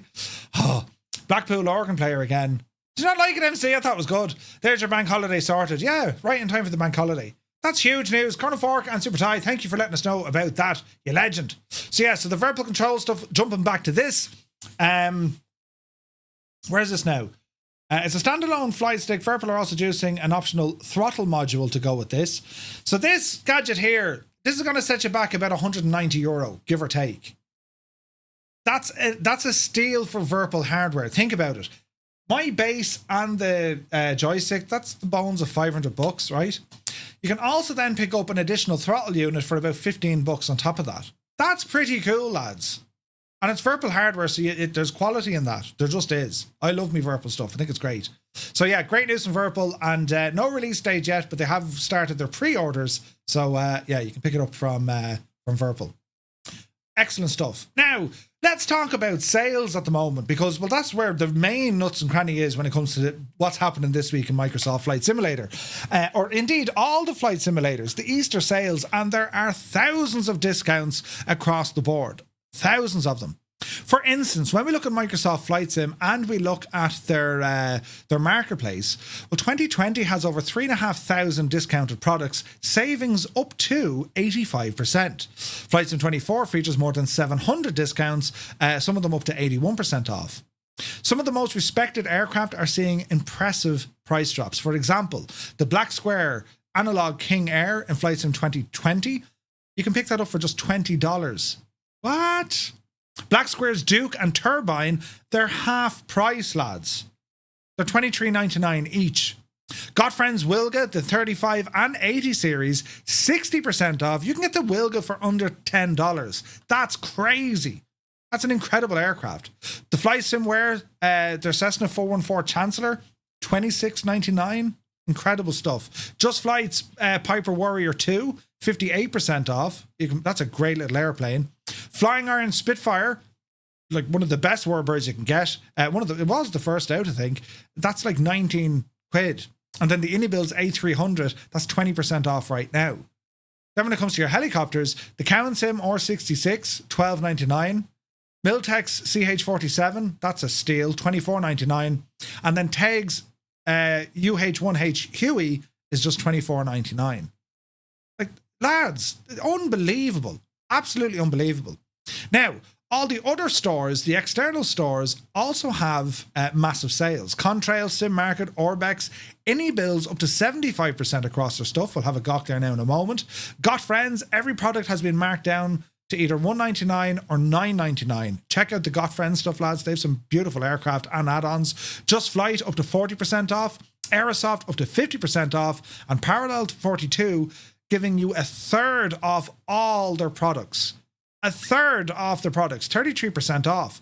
Incredible stuff. Cockspur is here. I heard the Cockspur aircrafts are all $499 or lower. Jesus. These are huge sales. Massive. So now is the time, if you've been thinking about picking up an add-on, check out all the various different stores, right? And we can see more of them here, right? Aerosoft, they're doing 50% on multiple products, not just from Microsoft Flight Sim, where they're doing it for X-Plane and P3D, if anyone's still flying there. Contrail have an absolute barrel load. Field Air, all their products, including Tower 3D, up to 40% off. Anybills are hosting massive Easter sales, and they're doing these like 24-hour sales. There's one of them here. You can get some incredible sceneries. Ireland West, right? Knock, that's £10, right? Plus then you can look at all their own native sceneries, the likes of Los Angeles, the likes of Jesus, like hang on, we'll have a look here, look. That's all their own stuff. Let's look at their scenery. Because you can get the enhanced stuff, yeah? So LAX $13.19. Like, you'll see where the sales are. Like, some of the prices are absolutely incredible. So it's awesome. So check out all the different sales, lads. There's tons of stuff going on. Even on the X-Plane org store, they have sales going on there. The Fearless 747, for example, that's like $20 off. So there's a lot of sales going on right now. Now, we're nearly there. Last two things. So Vatsim events. Now, I usually look at the vatsim.net/events, and this is where I find, well, look, what events are happening? Of course, lads, the biggest event this weekend is Cross the Pond. Westbound. They're heading into the west. So it's happening on the 26th, and, well, it's huge, right? All the airports should be over here on the right-hand side, which I can't see, but you can see them here. Let me see. Dublin, of course, is in the lineup for that, as is Boston. All right. Chicago is there. There's an absolute ton of stuff. This is all happening on Saturday. Highly, highly recommend you jump on, you have a listen to see what is, you know, you can fly it if you have a slot. If you don't have a slot, jump on and even listen in observer mode, right? Sam Hall, good to see you. What about the UH-60 helicopters? Yeah, we covered that earlier on. That's coming from Miltech Simulations. That's on the way. Now, as I said, I use the VatsimNet events to find all my events. However, we're all aware of the vatsim-radar.com website, and this website is going from strength to strength. We've heard of Vatastic and all these other websites. This now is my favorite because, lads, well, we can do a lot of stuff. On the main menu, we can track the map, but we can also look at segments. We have calendars, so we can look at bookings, but also now we can check events directly from this website. So if we look across the pond, well, you're going to get all your information directly from this, right? And you can see all the information. You can go to the forum threads. This is done very, very well, right? There's more details over on the Vatsim website, but using Vatsim Radar, you can now track all of these different events and all the bookings. You can also go in and check stats, right? So if you check the stats for the airport, airlines, aircraft routes, pilots, and even ATC coverage, find out what's busy, what's happening, and what's going on. You have options for your map for day or night mode. You can log in directly with your Vatsim account, and it'll track all your flights. This thing is going from strength to strength. Not only that, you also have a full ATIS read-off of what areas are providing ATIS, and you have the ATIS code. And as Dougal says, it's free. This is for free. Now, for those of you who use if those of you who use Microsoft Edge, and I think you can do it on other browsers, if you're not mad on having to open up the internet browser, are you aware that you can actually create what's called an app for a website? I'm going to show you this. This is the Vatsim Radar, and rather than me having to go on and, vatsim-radar.com and, log in, what you can do, if you come to your three little dots in Edge, come down here to app, click on install Vatsim Radar as an app. And it's going to say, are you going to do this? Yeah, right. Install. And now we're going to say pin to your taskbar, pin to start. You can create a desktop shortcut and auto start. You can even auto start this when you start up your PC. So I'm going to just say pin to my taskbar. No, pin to start, right? So I'm going to click allow and we'll close it. Now, if I come down to me start menu, right? And if I scroll down, because I said pin to start, see the icon here? It now says Vatsim Radar. I click on Vatsim Radar. It knows who I am because it's already saved that information. It now opens as a standalone application. You don't need to worry about a website. Isn't that the chicken's feet altogether? Now, you probably said, yeah, Murph, you could do this 20 years ago. I'm just telling you, I figured it out the other day. I was like, oh, Jesus, you can make an app. Very handy, yeah? So it's a website, but you can save it as an app, as an application, and it'll save your details. Don't worry about logging on or passwords or any of that jazz. Now, common sense prevails, right? Don't have your bank there, and then, Bridie, your house cleaner, comes in and she logs in. You don't want that. But you can now save this as its own little application, meaning that, Jesus, what's happening on Vatsim Radar? Open it as an app. The app will load in and you're good to go. You're using this since 1999, right? But that's what you can do, right? So I thought I'd share that with you. Now, in our last bit of news, lads, over on SayIntentions as well, inside their pilot portal, I wanted to have a quick look at this because they do have their own ATIS lookup, the Automatic Terminal Information Service. And all you need to do, you type in your ICAO code for the airport as you wish, but you're checking out through SayIntentions. This will give you all the information, right? It'll give you... that's the IDL, Murphy. That was Donegal. Put in Dublin, you muppet. Here's Dublin. Dublin information, Juliet. 2000 Zulu. Wind 09. So it's actually reading out the ATIS and it's giving you the ATIS information Juliet, right? ATIS is based on current real-world METAR information and also the SayIntentions ATC traffic flows. Pilots who have a current live flight with Active Sky integration enabled will also see that information, all right? So it gives you the METAR in its code, it gives you the TAF in its code, and then it reads out your ATIS. Isn't that handy? So if you ever want to know what's the current, information Juliet, arriving and departing runway 28 right, 28 left, 34 probably shouldn't be there. That's not for Dublin. Transition level 55. So that's all inside the pilot portal inside your SayIntentions area. An ATIS lookup. Dead handy. And it'll do any airport in the world, right? So, with that said, friends, now we are going to check out an aircraft. For those of you waiting. And what we have here is a preview of an upcoming release that's going to be available in Microsoft Flight Simulator. The plan from the developer, LivToAir, they're going to be releasing this for Flight Sim 20 and 2024, and it's going to be, they're aiming for a marketplace release. Now, where is this now? Manual currently in work, so we're going to get a manual with this. There's a whole load of features with this aircraft. right? So it looks very familiar to a CJ4. If you were to look at some of the real world documentation, so you can go over to the Textron Aviation website and you can learn all about the aircraft, what it can do, what it can't do.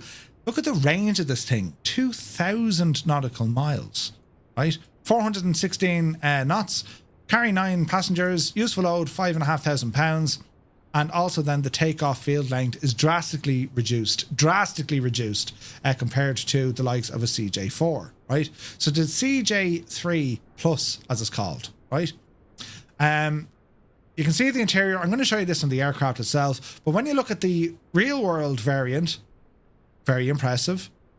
And then, of course, we'll jump in and have a look in the sim, right?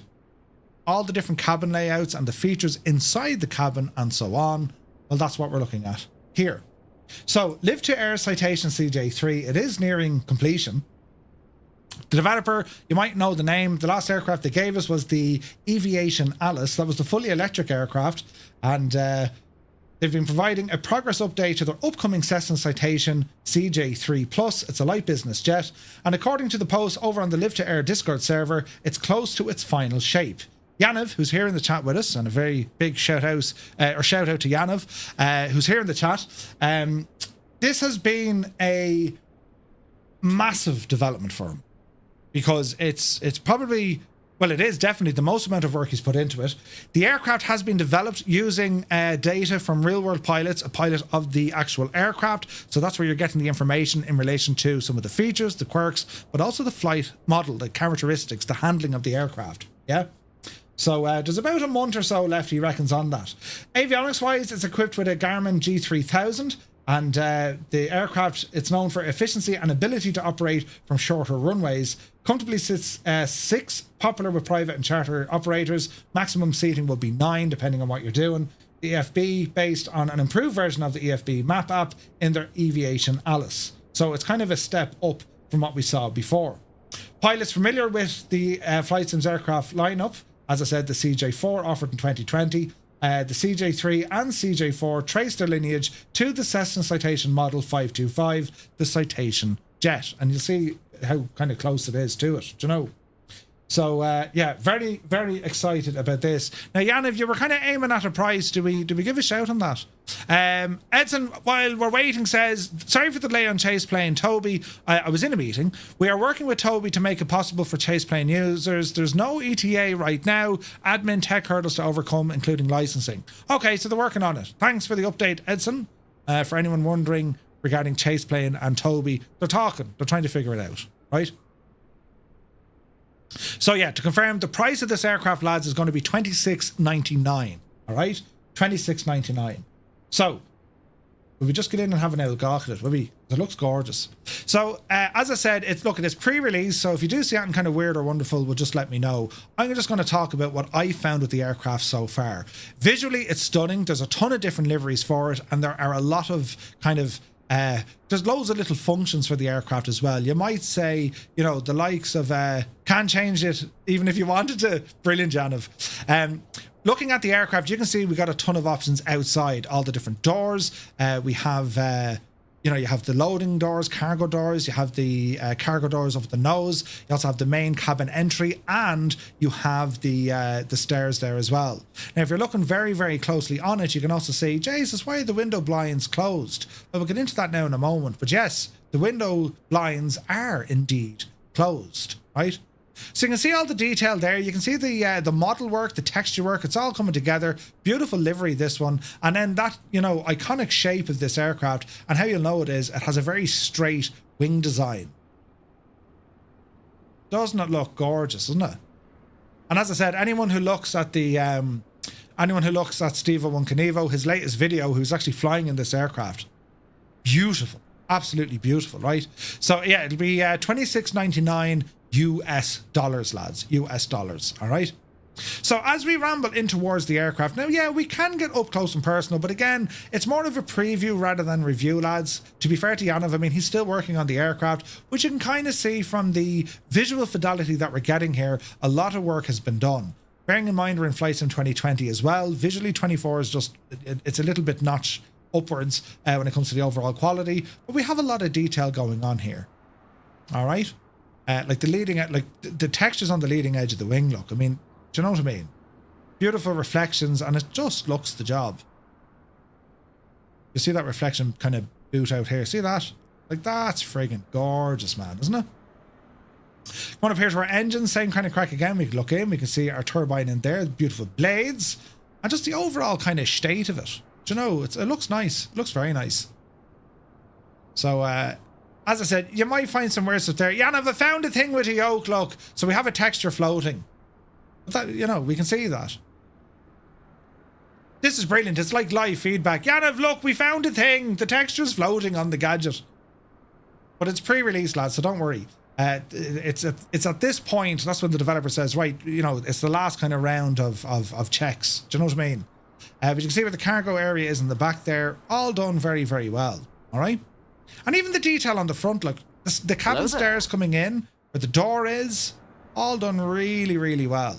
Right? So we'll ramble in here. It's not a bug, it's a feature. So let's ramble inside to give you an idea of, well, how the machine is like on the inside. Now we'll spend a bit more time in here because I want to show you some of the different features. But you can see from the seating areas, the cabin is set for 2, 4, 6, 7, 8, 7, I think, in this. And yes, there is a lav in the back as well. And it's just a nice looking kind of a space. The old business jet, do you know what I mean? And we'll show you what this thing can do inside and out. Moving on into the cockpit then. And again, all modern avionics. It's beautifully detailed, isn't it? And like, you talk about detailing. Like, there's detailing, right? Hand-stitched friggin' gadgets over the yokes. Beautiful. Beautiful. So, we'll jump in and look at it, not with a drone camera, but with the actual camera. So I'm going to reset that view for the moment, and we'll come over to here. So welcome inside the cockpit. This is our main position, and you'll notice straight away that we have an EFB here to our left-hand side. Stuff is happening. Yana, thank you very much indeed. Keen Arthur is here. Good to see you. So what we have here, this is our EFB. We have some options. We have the aircraft map, notes, Navigraph integration, and also SimBrief integration. So Navigraph should be connected. So if I were to go in and type this airport, Echo India Kilo Yankee, enter. Do we have any information? There we go. So taxis, construction, airport. There we are. Zoom in. So you can see that we have our charts. They're working inside the sim, so Navigraph integration is already there. Happy days. Click back one, let's look at our aircraft. So here we have our static elements. We have the main door, the baggage rear door, yeah? And then we also then have our GPU. So I'm going to go ahead and connect that.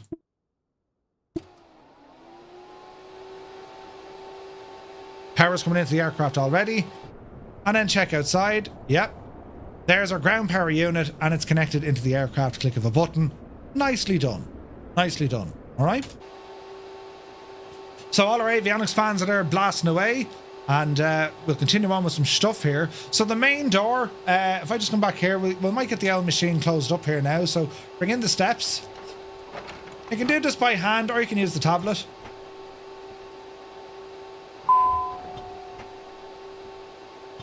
Lock the door, you muppet. Wait now, how do we do that? Oh, it says stowed, right. So it's locked and it's stowed. And we can see here now, the main door status is closed. Is it locked? Yes. So you actually lock it into place. Isn't that cool? Baggage door, we'll go ahead and close that. And then our front baggage doors, we can do this directly here. Or we can press the button and lock them. And you're hearing all these sounds as well. Okay, clicking the yoke. It doesn't disappear, it moves down. I love that feature because when it disappears, it can look a little bit kind of weird. Do you know what I mean? So let's have a look over here. So we have, starting off, right, you might ask the question, are the circuit breakers modeled? No. Circuit breakers, they're not modeled.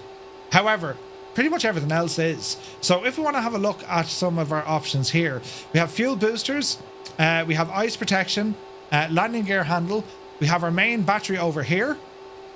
So get the battery on, get our gens on here if we want them. Dispatch, that's kind of like for your ground power, so you can put your information into your avionics. We've more stuff going on here. Fire detections.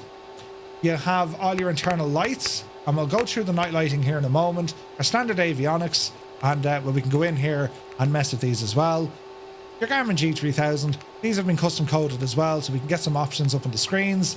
Do we have synthetic vision?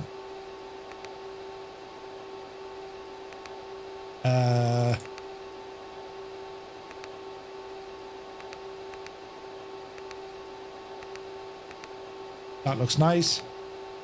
Terrain, absolute, relative, weather, data link settings, and you can display traffic on that then as well. All right. Then we have some more options over here. Then we have all our main options down here. So anyone familiar with the Vision Jet? Remember the layout? You can go into your initialization. You can plan now for your weight and fuel. You can also do the fob sync. That's going to see how much fuel you have on board. Yeah. Your flight plan can go in, takeoff data. You can use your sim brief plan if you have it, automatic upload, and in she goes. You can accept all of that. You have your map settings. So from your map here on the right hand side, we can say, right, give me the settings on the map, your orientation of it. Do you want it to be, your Connex radar or traffic to be displayed? That's all kind of basic stuff. We're used to all this. Have your flight plan underneath the map. It's very customizable to give you all the information available. All right. So let me see. We can go back to this and go full screen with this, or see the way it's in cross-side. We can go back into this one, put it into half, and we can make this one full, turning off this side. So you have a lot of options here on customization. Weather, traffic, direct to, flight plan, procedures, aircraft systems, your exterior lights, tail flood on or off, nav and beacon. You can automate these if you wish. Temperature, air conditioning, forward fans, aft fans, and what units is going to be in. What else do we have? Small bit of we need to do a bit of something, I'd say, Anna, just on this, because we're losing some of the screen. Just needs a small adjustment, I'd say, with the screen. This is where you can put in your takeoff data and all your various speeds. The GTC is bugged. Never saw that yet. Well, trust Murphy to find these things. I'd break iron. But it's again, lads, it's pre-release, so it's a good thing these are spotted. Do you know what I mean? Checklists are here, so you can actually go through your checklist using the avionics themselves, and you can see the full rundown from here. Very, very nice. And what else do we have? Charts are there, so if you want to go into your Navigraph charts, no charts available, we'd have to put in our charts area. SimBrief, that's going to refresh the list. It should find your flights, and it'll find your most recent flight, import that into the sim, and then away you go. Very similar to the longitude. Yes, very, very similar. All right. Right, brilliant. So on this page, let us go for, aircraft systems. No. What we do here, I suppose, we can put in the checklist for the crack. So we have a clicky pen. I'll tell you a right one now. In the job I work at, my day job, I've worked there for 12 years, right? And I work in transport and logistics. And on my first day, I had a clicky pen. And as I was trying to learn how to do the job, I was clicking my pen like this, you know. Anyway, when I came back from lunch, do you know what the lads did? They took the spring out of my pen. I wouldn't click anymore. I learned my lesson. I stopped clicking the pen. But anyway, we can see down here from the engine start switches, we have our trim wheel here. Oh, Jesus, fix that. What else do we have? We have rudder and aileron trim, all looking very nice. Seats nicely detailed. But let's go exploring inside the aircraft now itself, shall we? Because there's a lot of cool stuff going on. For instance, we can open stuff.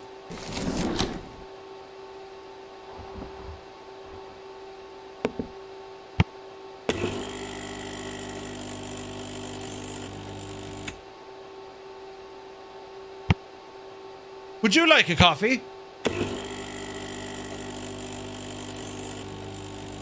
I haven't seen this before on the flights, right? Anyway, moving on. Close the coffee. Slide that down. First aid kit when you burn yourself after pouring coffee in flight. Right? Here we have cans of poison. And down here is for extra stowage. Now, there's more drawers here. We'll play with them in a moment. Even the chairs, you can pull out the friggin' armrests. The blinds can be operated independently, right? Or you can use, we have a quick switch inside. Oh, there's my cup. Drink that. Did I not have two of them? Jesus, we don't know where the other cup's gone. You can open these independently. And they're click and hold. Click and hold. So you can actually open them fully open, fully closed, half open or half closed, right? Then we have This sort of crack.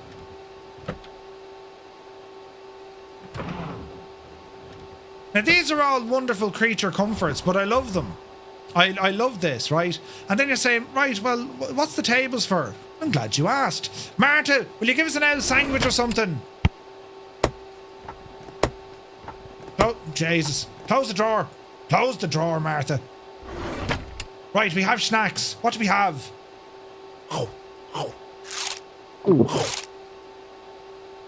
Right. What other snacks? Oh, Jesus, there's nothing in that one. Hang on. Ah, bit of burger. And more drinks. Right, close this now, Murph. You're making a complete and utter savage of yourself.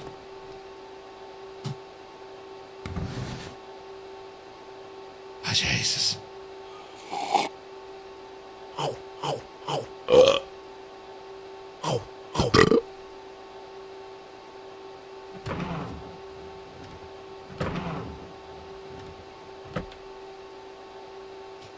You get the idea, right? It's just something to add in for the sheer crack of it. Oh, look, here's my other cup on tea. There's other things going on. See the individual lights?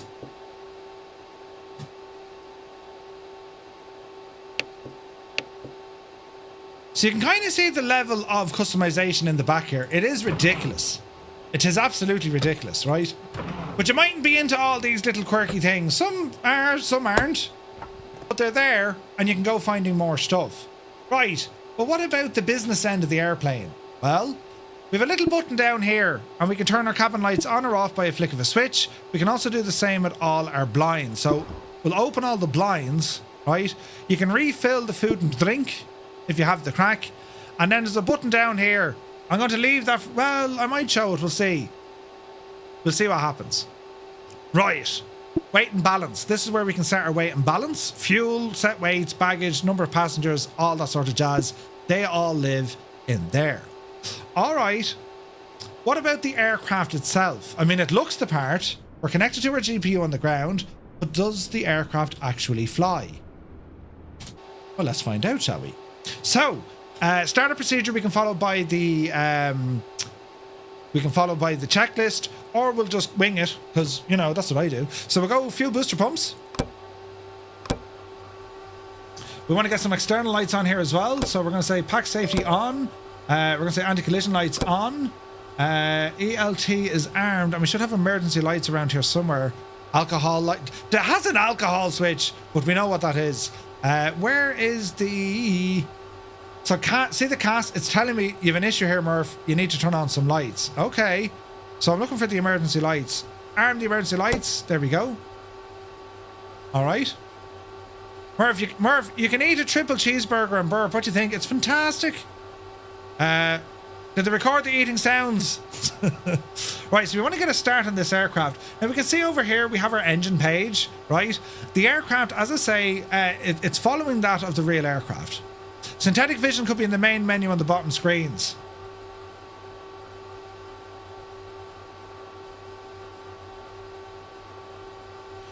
That's the map. It should be over here. Map layout, detail. Do we have synthetic vision on this, Yaniv?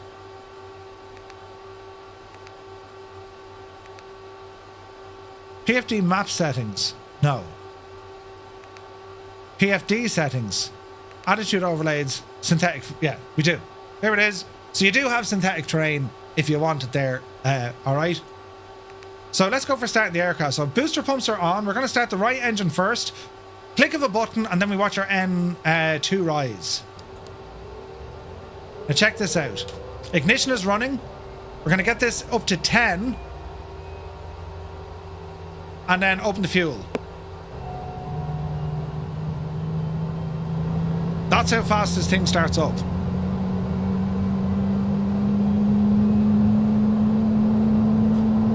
Looking for a hot start and a hung start.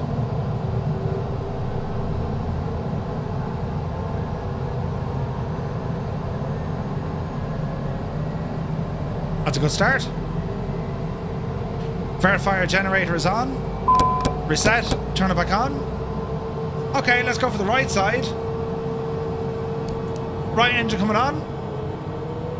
And do you hear it pulling down the power? Ignition's running. Once we get to 10, fuel in.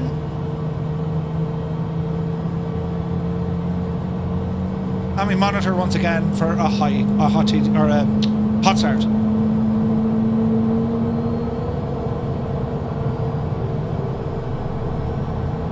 Zonorous, oh, thanks for that move, dude. I didn't know. Elevators just went into open beta yesterday. Awesome, man. All right, verify right generator. Looking good. That's a good start in the engine. We'll now continue on. So we have various bleed systems. Bleed system comes on. Icing, not worried about. Fresh air. Pressurization, leave it alone. Fuel boosters, we're finished with those. Windshield, anti-ice, that's all off our bleed air, so we'll open them. Temperature select, normal and cold. Landing gear, that's all okay. Static and pitot heats can come on. Taxi lights are going to be switched on. ELT we don't need. Let us look at some of the... Yanav, does this screen work?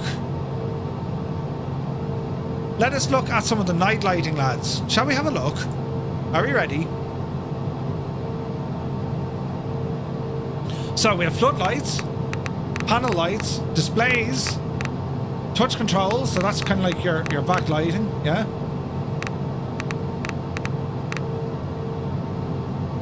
So there's our view with those kind of floodlights. Get rid of the floodlights. That's pretty, isn't it? And we have a quick option down here when it comes to our nighttime lighting. So if we look behind us, there's our cabin. Nice lighting, right?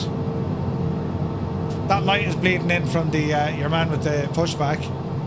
Turn off your light, you devil you. Now I can do something absolutely mad.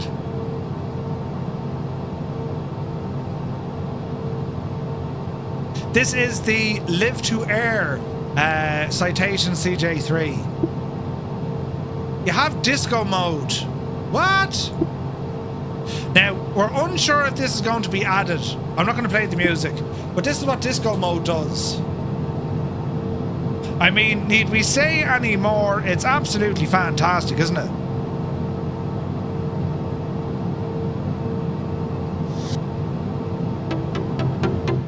So if you're sitting in your seat, yeah, join the party.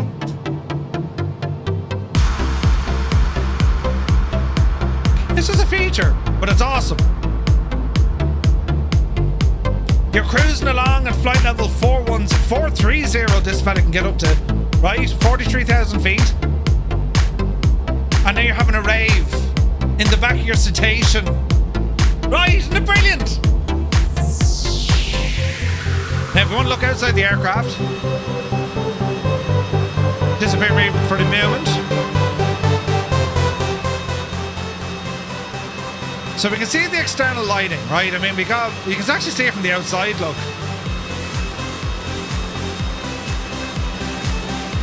There's a party inside your man's plane. The ceiling of it's 45, is it? 450.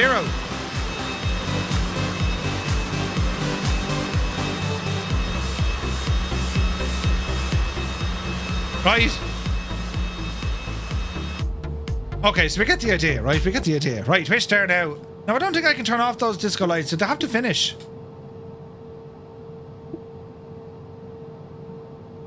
Yanav, how do I turn off the disco lights? Because I tried this the last time. Disco mode. Cancel. Ah, that works. Right, grand. It's grand, it's fixed. Brilliant. All it needs now are mirrors on the ceilings, right? Brilliant. So that's kind of your night lighting. It's done quite well, isn't it? It's pretty. So Colonel Fork has given us some feedback. He's saying, where's this now? It looks grand overall, but the food sound effects need a toggle to disable them without affecting anything else. There we go. There we go. That's feedback from the Colonel Fork. Not sure if that can be done, Yanov, but there's feedback all the same. How dare you? Sorry, TikTok. Don't be giving them ideas. Mirrors on the ceiling, right? Terrible. Once you start at the party, it doesn't stop, right? Right, anyway, what were we doing? Oh yeah, we're going to try and fly the machine, will we? So let's see what we can do here, right? Get our displays back up. So we're going to try and fly the gadget. We need to disconnect that GPU. Good luck to you. Alright. Are we ready, friends? Off the brakes. Small bit of power. Don't run over poor old Johnny.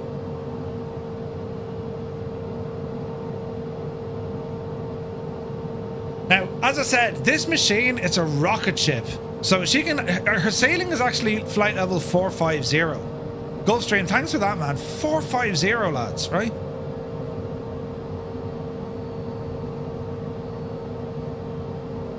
Pretty. External views.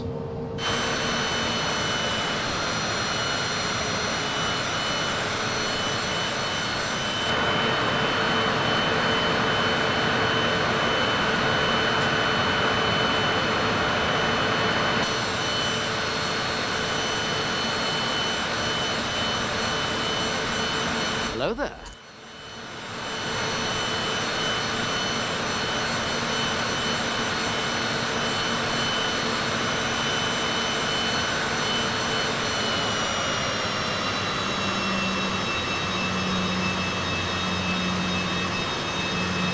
Let's check out on the sounds.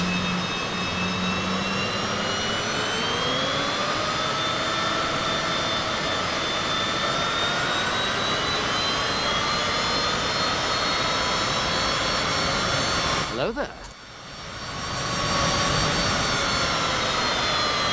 Luminary, good to see you. Thanks for the follow.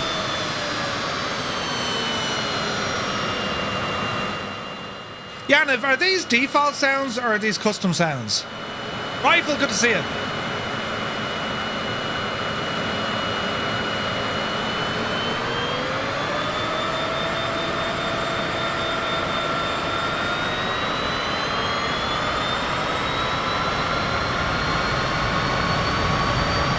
Hello there.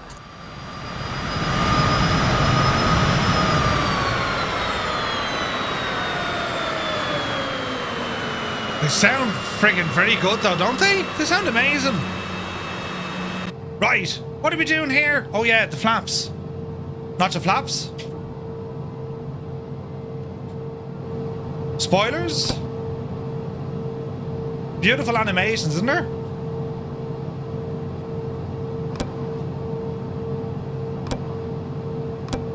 Ailerons. Nice animations, yeah. Alright, continue on, Murph. So we want our landing lights on.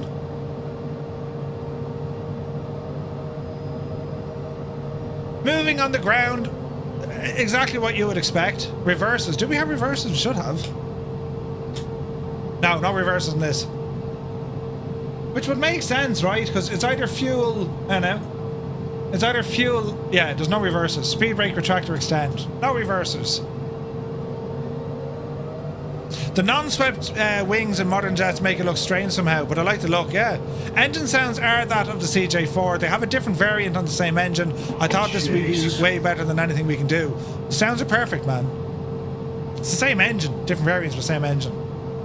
As we got ourselves lined up here, now lads, the takeoff speed of this, now granted I haven't configured the aircraft, we're just flying the thing, right? But this thing will climb at about 5,000 feet a minute. It's quite normal, right? So, are we ready? Power coming in. Engine stable.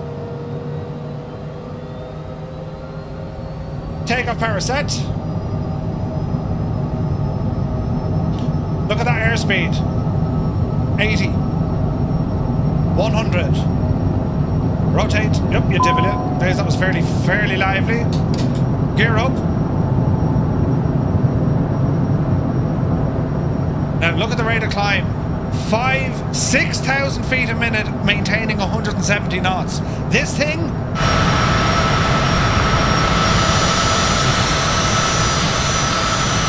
it's a rocket ship.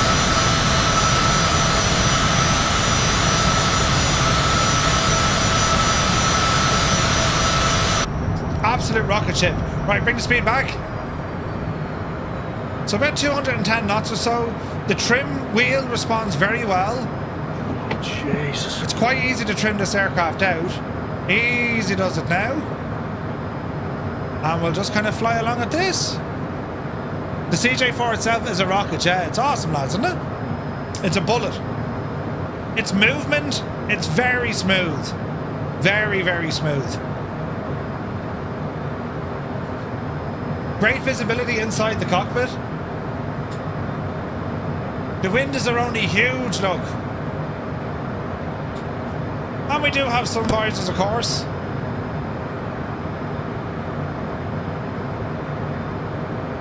And you can adjust them.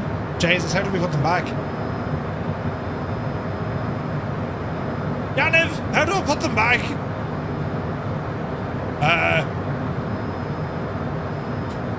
Go on, you Tivil.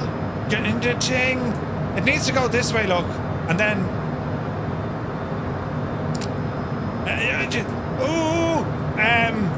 do you remember the time I got... I broke it. It shanked. Yaniv, how do we fix that? Keep going that direction. No, I didn't like that. What about this direction? No, I tried the right click. Press on where... Wait now. Press on where it'll be if it was folded. Oh, Jesus. Thanks for that. Brilliant. Brilliant. Right, speed. We're just like 40% on the power. 200 knots. Isn't it pretty? This is pretty, lads.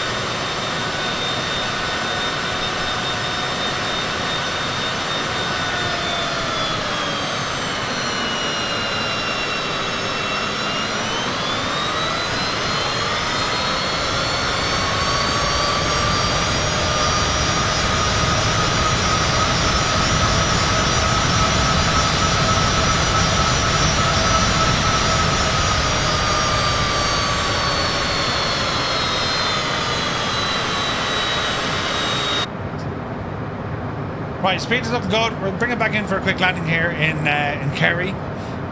So the aircraft is still in development, lads. Yaniv, is there a rough release date at this stage? Yeah, isn't it beautiful, lads? I think it's really, really nice. And like, you got a ton of functionality. There's a lot of stuff happening with the aircraft. And like, when you have aircraft put together from like real pilots, when they give their feedback, you can really feel that in the aircraft. Coming out on May the 8th, lads. May the 8th. Just needs a couple of hard points under each wing. The speed of it is unbelievable, isn't it? What about a moving map? OSM standard? Change all the different maps. Look at that. Jesus. Navigraph. VF4 day. VF4 night. So you got some nice options here with all your maps, yeah? Lock onto the aircraft. That's freaking handy, isn't it? Heisenberg, yes, it's going to be for both 2020 and 2024. It's going to be available from the InSim marketplace. It's also going to go onto some external stores as well. And Yaniv, if you want to say regarding, if you buy this in 2020, what are your options for 2024?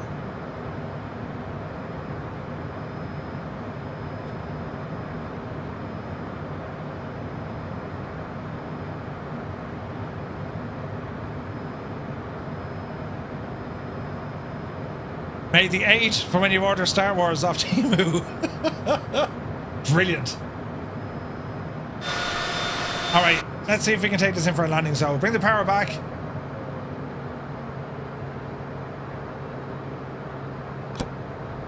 Speed brake out.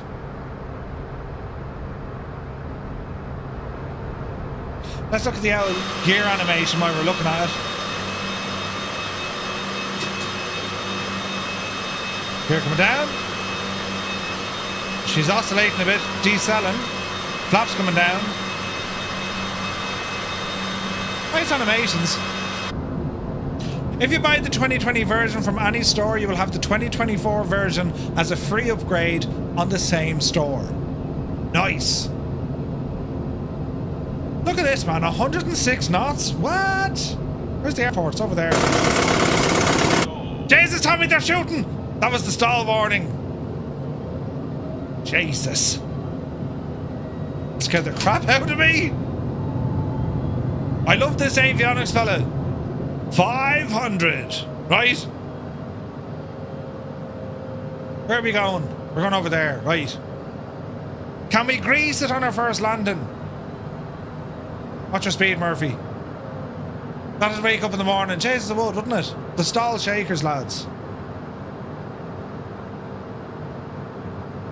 Altitude is good. Speed is a little bit fast. Slow us down there again now. Simply put, no you can't. Looking forward to this. When Murphy plays music on Twitch, I can turn the disco lights on. Yeah, boy. Easy.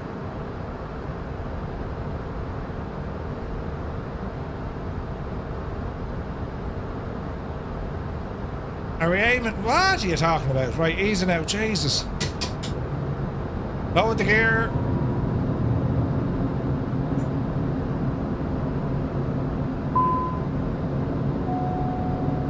All sorts of warnings, but it's okay. Easy now, Murph. Ah, look at that decel. Beautiful. What's your speed?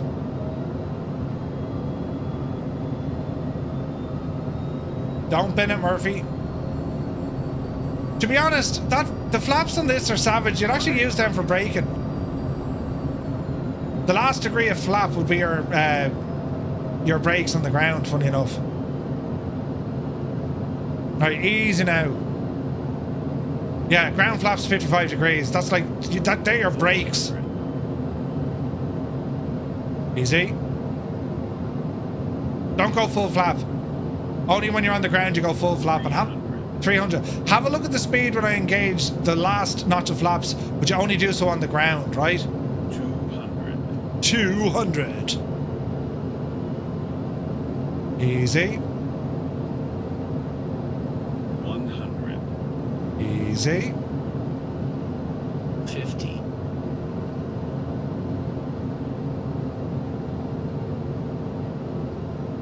Holding Dreamy, on. sleepy, nutty, Jesus! snoozy snooze. 5. So there's touchdown, right? Now, the last notch of flaps. Look at the decel. I'm not touching the brakes. I haven't touched the brakes. Look at that decel with 55 degrees of flap. Isn't that amazing? Look at the decel. Now we're on the brakes. That's savage, lads, isn't it? Right, flaps in. Spin-a-rooney.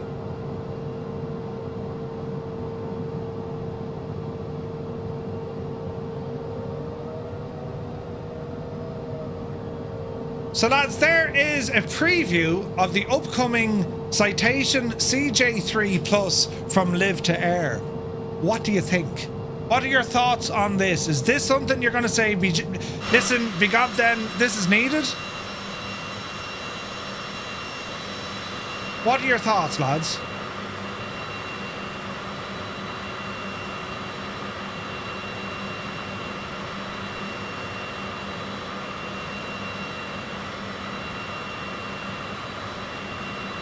Must have. Interested? Fancy getting this?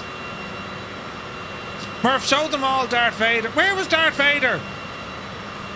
And if I don't even know where he is. Darth Vader, he says. Does it have auto thrust? No. Oh, it's in one of the cabinets. Is it? Darth Vader.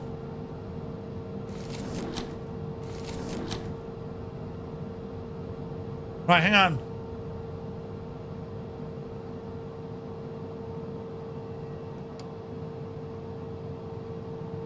I didn't even know there was a Darth Vader. Is he in here somewhere? No. No. No. No. Top left near the door. Oh, Jesus, I didn't even see this one. No. I am your father. Jesus! No. I am your father. That's brilliant. How to fly a plane for dummies.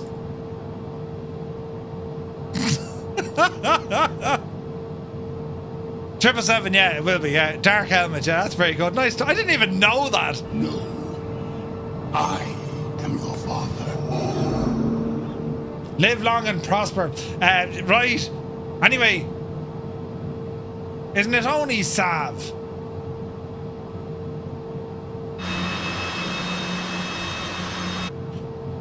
Even shutting it down on the runway, right?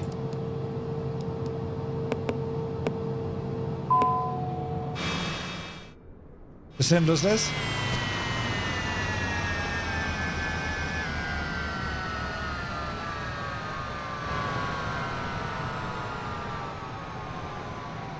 Open the door and let me out now. Sure. Beautiful sounds, isn't there? So we need to open, drop at the stairs, and then we hop out. Isn't it pretty, lads? So a Citation CJ3 on the way, lads, in Flight Sim. Isn't it cool? Who needs a flushing toilet when you have a talking Vader, right? You can read the book if you open the table. You can get out of town. Open the table, we can read the book.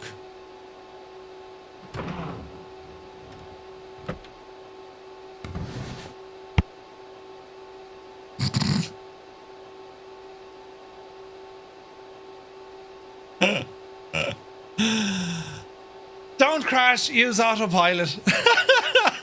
Brilliant.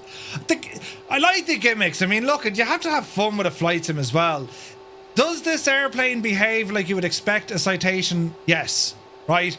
And is there some playful gimmicks in here as well? Yes. It's an awesome, awesome project. Massive congrats to Yanov. LivToAir, it's incredible work. And as I said, look at the state of the livery. And it comes with a ton of other liveries. So May the 8th is when this one is coming out, lads. It's very nice, isn't it? It's very, very nice. So a massive congrats to Yanov, and thanks for joining us here in the chat, mate. It's been a privilege showing this machine off, and with the very best of luck with the release on May the 8th. I think you guys really enjoyed it. Awesome stuff, right? Awesome stuff. So we're going to move from this aircraft to something completely different, right? Completely different. So our next section, we're going to be looking at a World War I biplane, right? And then we have a chopper to show you towards the very, very end. So this is an interesting project because it's the Albatross D3. It was manufactured between 1916 and 1918. It first flew on the in August 1916, and it was retired in 1926. There was some 1,800 of these built. Primary use was of the Germans, the Luftstreitkräfte, I think they were called, right? So just let the sim load up here, and we're going to have a look at this. The aircraft we're looking at, this is from a company called Flight Level 24. It's their first aircraft. So bearing in mind, lads, this is their first aircraft in a flight sim. So it's going to release, it is released. It comes with 3 different liveries. I'm going to go with that one. And we'll start off. So we might as well go back to Kerry for the crack. Because I want to show you this, because I just thought it was interesting. And as a very, the first aircraft, I thought it was a notable kind of shout, right? So it was one of the most iconic fighter aircraft in the First World War. It first entered service, of course, as we said, 1916, 1917. It became a dominant force in aerial combat during the war, right? So let us just load in here. Yeah.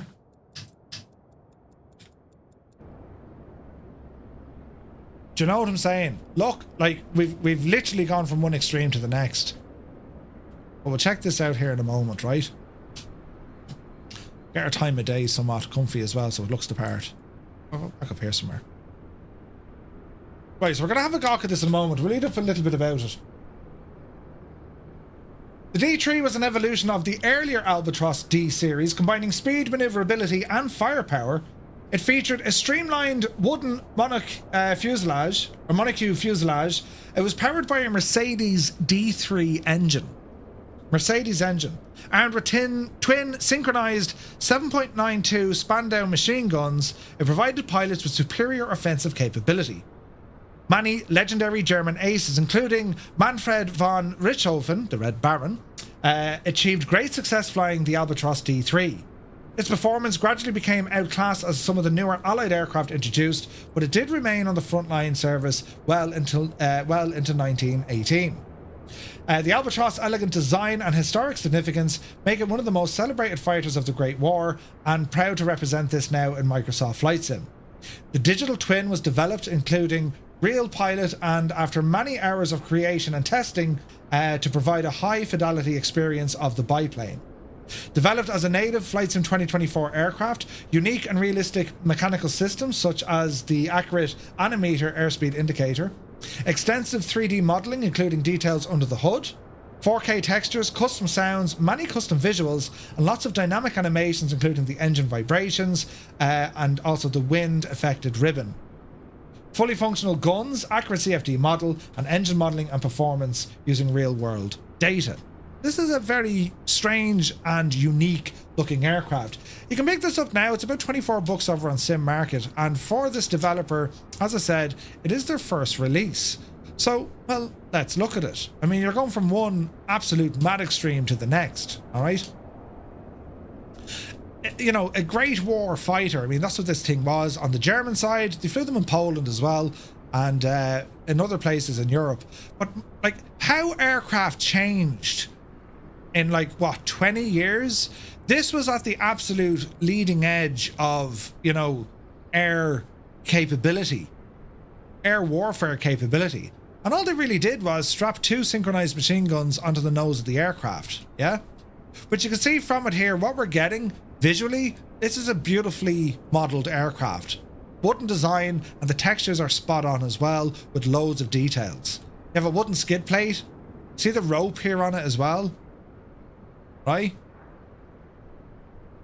The detailing is absolutely incredible, and the textures are very, very nice indeed. And like for their first aircraft, I'm very, very well impressed, right? So let's ramble up here now. Again, we're getting stutters. We're getting stutters. The main landing gear, again, it's like, it's otherworldly now when we look at this kind of stuff. But yeah, the Red Baron flew this. Oh, the Red Baron flew this. Look at the prop look. Isn't that beautiful? Look at the texture work.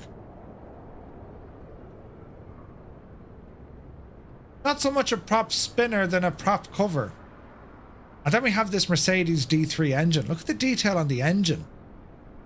Isn't that incredible looking? Isn't that absolutely savage? Look at the detail, lads, on the engine. And see all these, see the rocket cover here? See the springs? Well, wait to see when the engine's running, right? There's our machine guns there. Again, they're modelled very, very well. Spandau machine guns. And as we ramble then into the cockpit itself, you can see where the loading handle is, the cocking handle. It's going to show you the, you know, your ammunition count. Then we ramble into the cockpit where we can see some of the dials. And like, you get an idea of what this aircraft is all about because everything's modelled here. Look, you got a full engine there. So we'll have a look at this in a moment, but like it's a fairly tight space, right? So what we'll do, we'll bring the camera over here because I want to show you the engine. Because if you look closely, you're looking in saying, Jesus, there's an engine, and that's all wood. Look, wooden panels. You know what I mean? So let's jump into the cockpit here briefly. Okay, and we should have a button here to open up these gadgets. No, that's the propeller. Jesus, don't hit that one, Murph, whatever you do.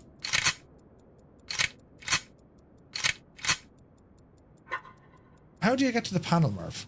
No, that's the start. Oh, it's up here, isn't it? No, where's the... There it is. So you can remove the cowling just to give you an idea of what the engine's doing, right? I need to figure out where the proper click spots are, but you can see the detail going into this. So the Mercedes D3 engine, Daimler Moten, it was made in Stuttgart, look. But look at the detail they have on the engine. Isn't this class, isn't it? Like 1916, lads. Do you know what I mean? So it's great that we can visualize this. So what we're going to do, we're going to start up this engine. See up here, that's your oil cooler flap. Like, there's a lot of functionality to this, right? Time and chain, the whole lot. Yeah. So let's see here now. Right, how's your German? Mine's not great. Mags. Don't know what that does. Mixture. I think she goes that way. There's me throttle. Right. Look at the rudder pedals. Everything's all on ropes and pulleys. Isn't it deadly? Got our compass down here as well. This works. We can move this around, look. Or can you? Do something with the compass. That's a primer, I think. Don't know what they are. That's some sort of a pump. Okay, I didn't like that. See your throttle. Look at the throttle here. Look, it's either down here or it's up here. So we'll give it an L start.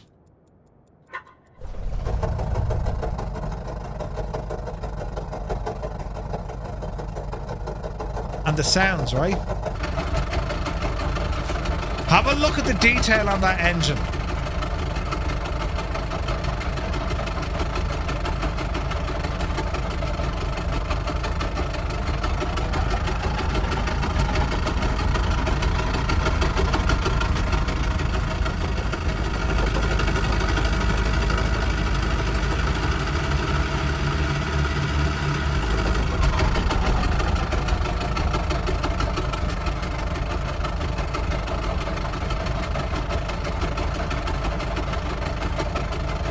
Now, we'll put the cover back on the engine cowling, but I just wanted to show you how it all looks. Isn't it very good, isn't it? Right, so that's the covers back on. And like from your pilot's position, I mean, you're looking what's ahead of you. See them rocking up and down?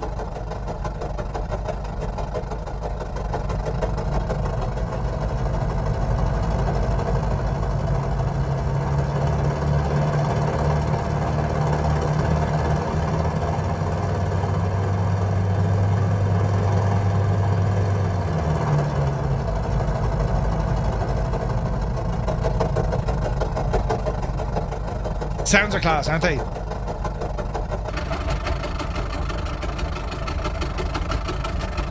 Right, so release the chocks.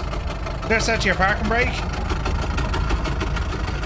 Have to use a bit of wheel braking for this.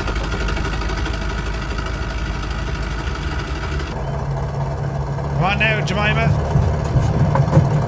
Gas around the corner now.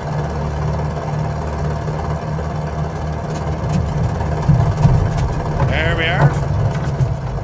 So when they talk about, Georgie, great question. So when they talk about synchronized machine guns, basically a clutch system would actually go in to slow the prop to allow bullets. Oh Jesus, to allow the bullets. This was technology that was just absolutely nuts. It was synchronized to fire between the moving propeller. Like, think of the engineering back then, you know? Right? So we have an oil cooler up here we can use. But lads, look at the stunning views and look at that beautiful tape there we have. That's giving them an indication of speed and whatnot. Like, even look at the detail over here, your airspeed indicator, right? It's class, man. It's class. Right, let's see, can we fly the thing? Are we ready? Let's go flying. Oh, Jesus. Handy now. Easy. Yep, see you with Daisy.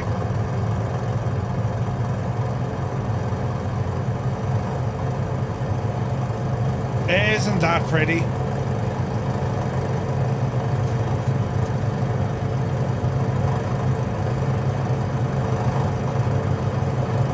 Jesus. Like, this thing in a VR experience, man alive. It hand flies really well, the trims are done really well. And if you wanted to go absolutely pajamas,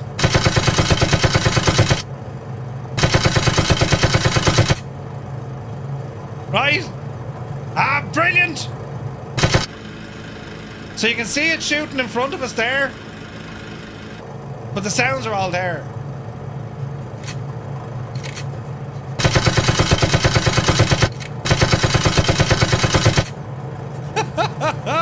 brilliant. Sounds like the stall warning of the CJ3, right? Brilliant. Isn't it pretty?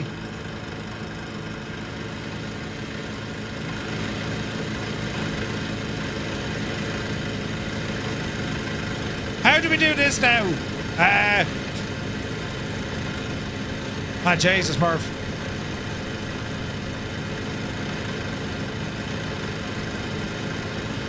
Yes!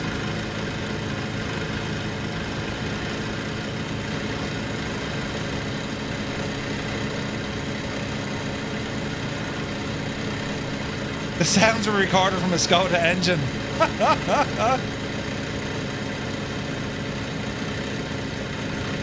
What do you think of it, lads?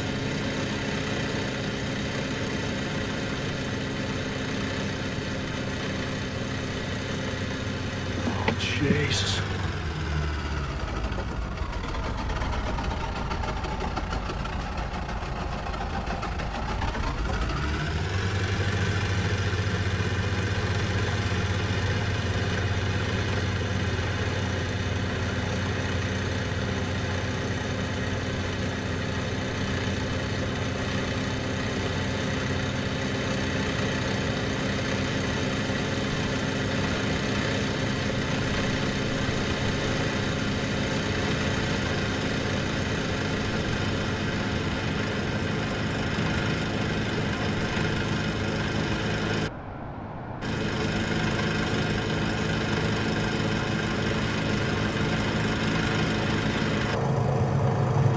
Isn't it pretty?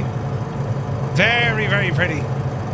So this is the Albatross, lads. It's available over on Sim Market. It's the first release from the developer, Flight Level 24. And as I said, in VR, beautiful.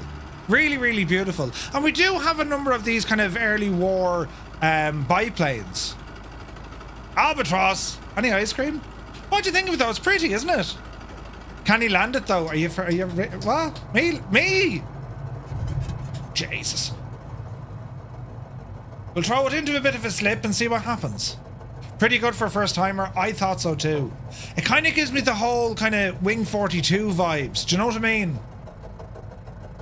Remember Wing 42? Oh yeah, we're going way too fast here. Easy, Murph. Oh, Jesus. This is the latest aircraft of the Irish Air Corps, you know what I'm saying? Jesus, we felt that in Stuttgart. Right, there she be.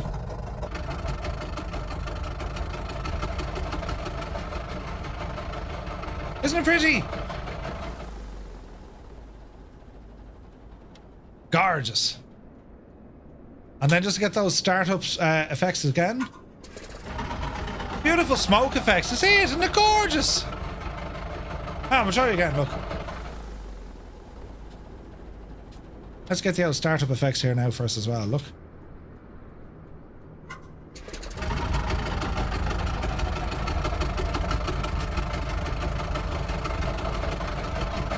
Smoke modelled on the Skodas. Yeah, right funny bunch of lads. So there we have it, lads. That's our second aircraft to showcase there this evening. For a first release, I think this is a beautiful airplane. Like, we've seen other aircraft, like the Newport, like the Spad, Jesus, as you mentioned earlier, is beautiful. Absolutely beautiful. Justice for the green shirt. Ah, Gibbo, how are you? I love that green shirt. Right, moving on to our last aircraft for tonight. And this one, lads, is a helicopter. But a helicopter like none other. The Cessna CH-1 Skyhook. This wins the prize, I think. Now, it has character, right?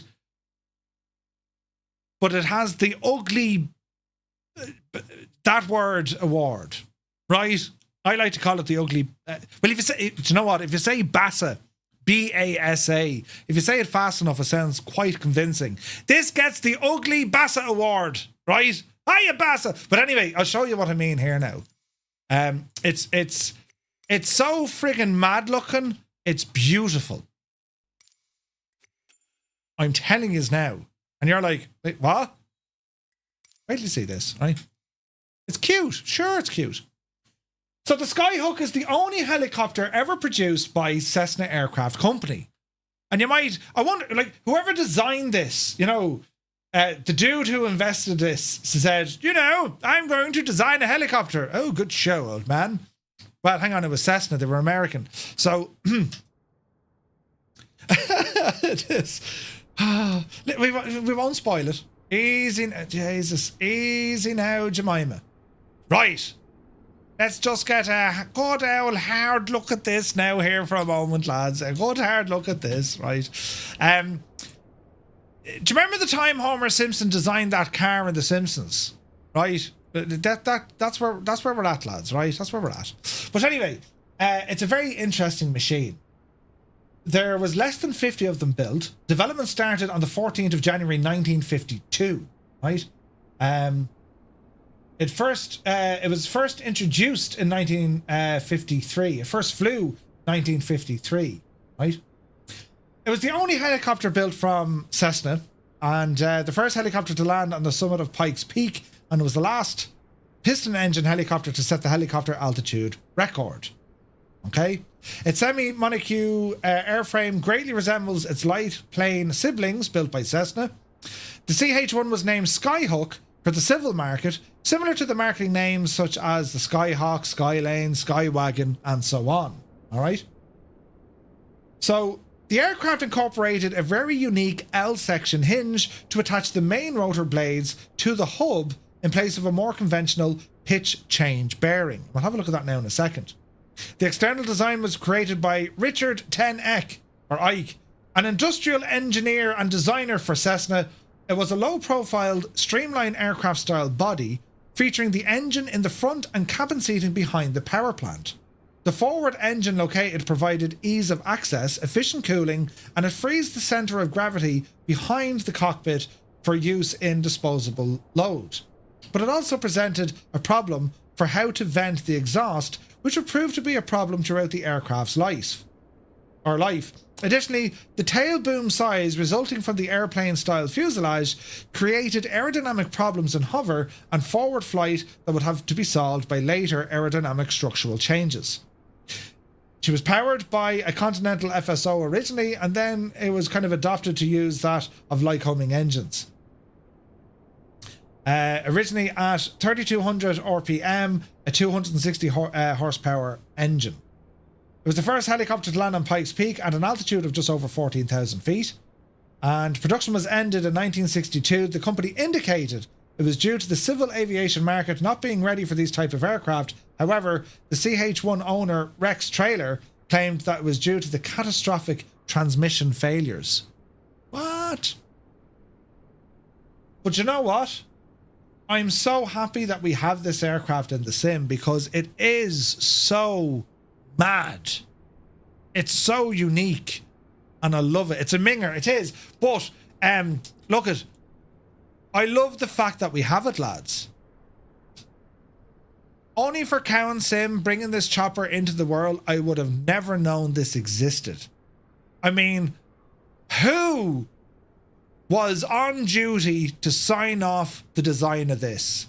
It's a mix between a tractor, a Cessna, a bobsled, and a friggin', I don't know what it is, right?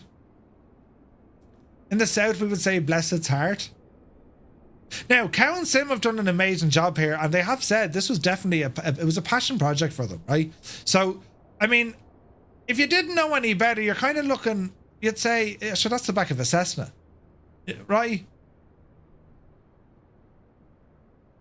It's beautifully modelled. CowanSim have done a great job here. I mean, the detail they've gone into, it is stunning. They've done a great job here. But it's still a minger of an aircraft, right? But look at the detailing, you know. But yeah, inside the machine, and this is where it gets fierce interesting now, lads, right? Fierce interesting. Come on inside here. See where the freaking rotor's connected straight down into the middle. And then it goes back down to the like, most unusual. Like, have you ever seen anything like that?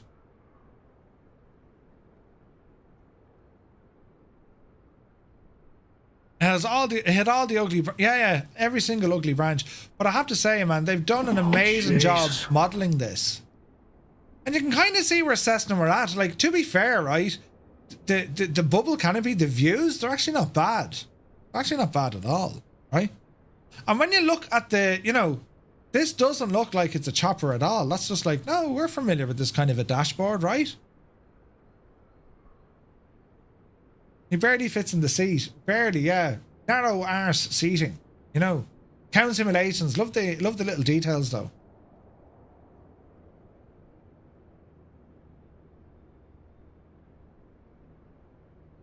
Let's see how it flies, shall we?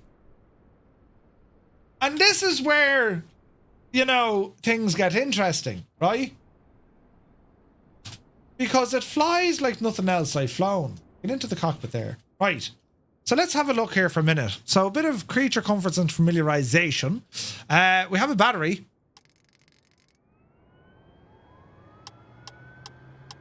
Get some lights on. Radio nav. Fuel. Fuel gauge. Low idle warning. Generators. Fuel pump. Primer.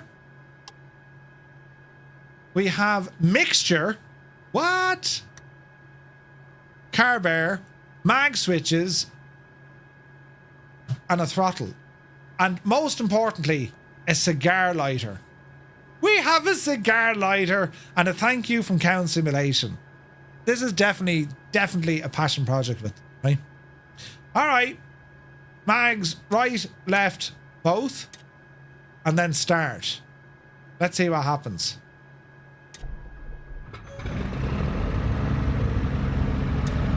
Oh, Jesus. There go our rotors.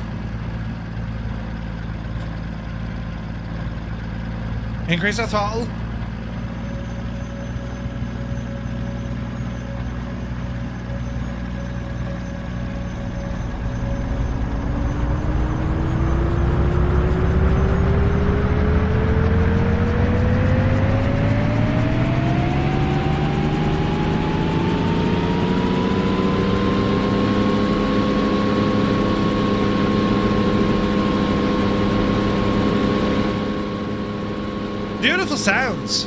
Beautiful sounds, right?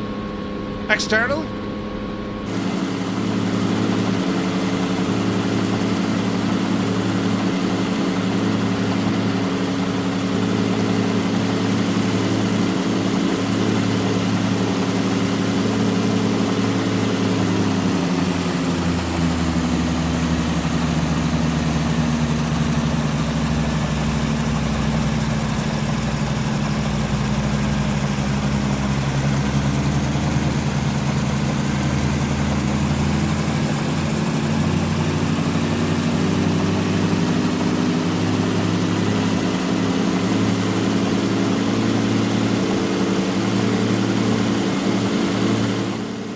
So the sounds are very good.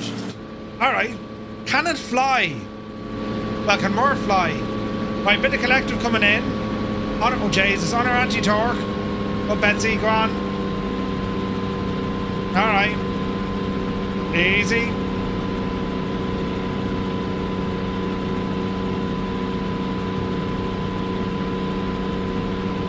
Now this is where the absolute aviation nerd in me starts to smile, because I have to say, flying this thing, it's actually really fun to fly. You know you're flying the clown car of aircraft in terms of looks, but how CowanSim have modelled all of this, all the different effects, it's not easy to hover, and that's like from the real world counterpart. This thing is not easy to hover.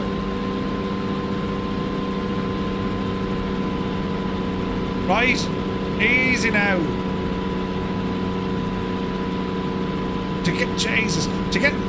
This is hard work putting this into a hover.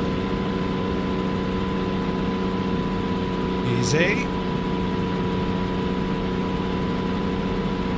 Alright, let's ramble out this way now.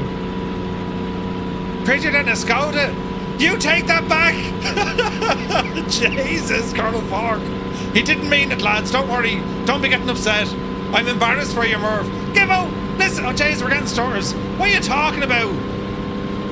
You're sitting there going, oh, Jesus, I'd love to be flying that right now. Flying it is actually a lot of fun. It feels weird. I don't know what it is. It looks god awful now, you know, we're not going to lie, like, we're not going to hide the fact that it's, you know, I should be wearing my green shirt. I mean, look at the shaking and the vagina and all that, look. We got then, there's 80 knots, look.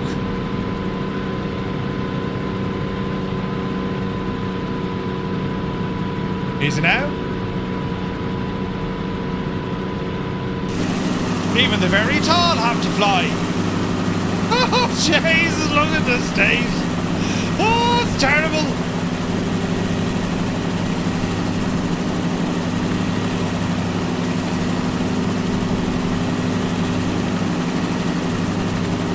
Ah, Jesus, go handy now. It's trying to kill me.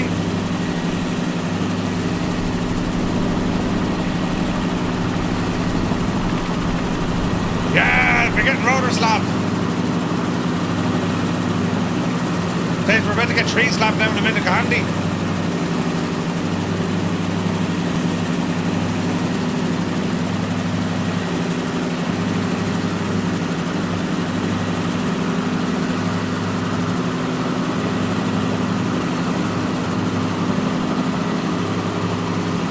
Hello there.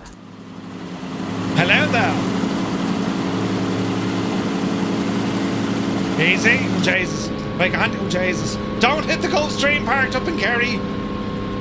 Easy. Easy now.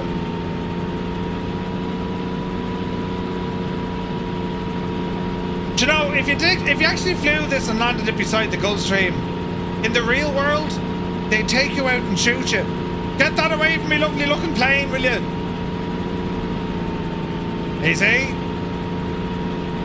Easy. Jesus, will you touch down already? Easy.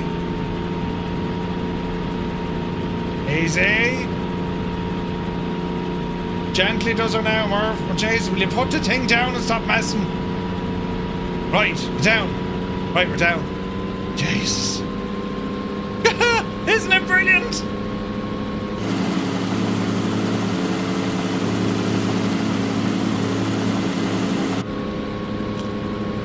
What's the nighttime lighting like? Will be the Janie then. And we have a big floodlight here we can turn on as well. But we'll leave that off, you know. Do I have a landing light on this? Oh, Jesus, go handy. There are the console lights. There's my landing light.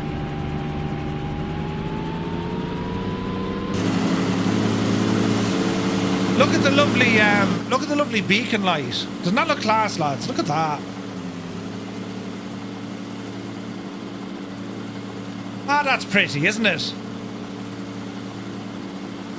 Respectfully disagree. I think they would take you out to dinner for being brave. Well, that too. Truly a face only Murphy's mother could love.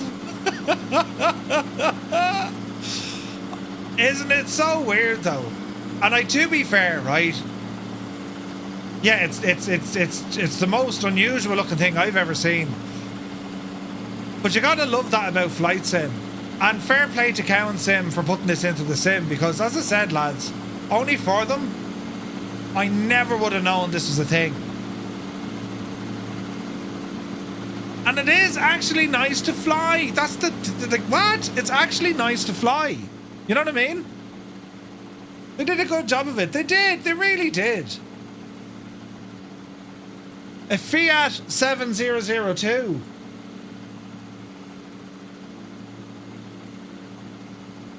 Ah, for God's sake. Is that real?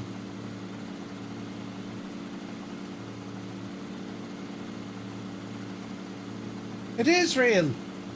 Mother of Jesus. Look at this mad looking devil. Ah, lads, would you go way out of that now? Fiat's new helicopter. Ah, look at the cut of it. What do you mean it looks better? That's worse.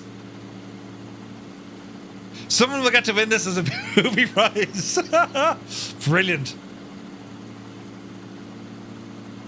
This is before aerodynamics was invented. Someone fell asleep watching Thunderbirds and they woke up wondering, what did I just watch? I don't know. Anyway, I'm off to build this. Was it made out of Meccano? Look at this state. Yeah, lads, I've seen it all now. The thing actually flew, look. We never did get to meet the pilot. He was assaulted when it landed. Jesus. Oh, it got well with Murphy's shirt. Huh? That's a beauty compared to the abomination we're flying. Ah, would you go out of that? This joke doesn't look too bad in comparison. I'd love to see... Hang on, was there marketing out of Cessna for this?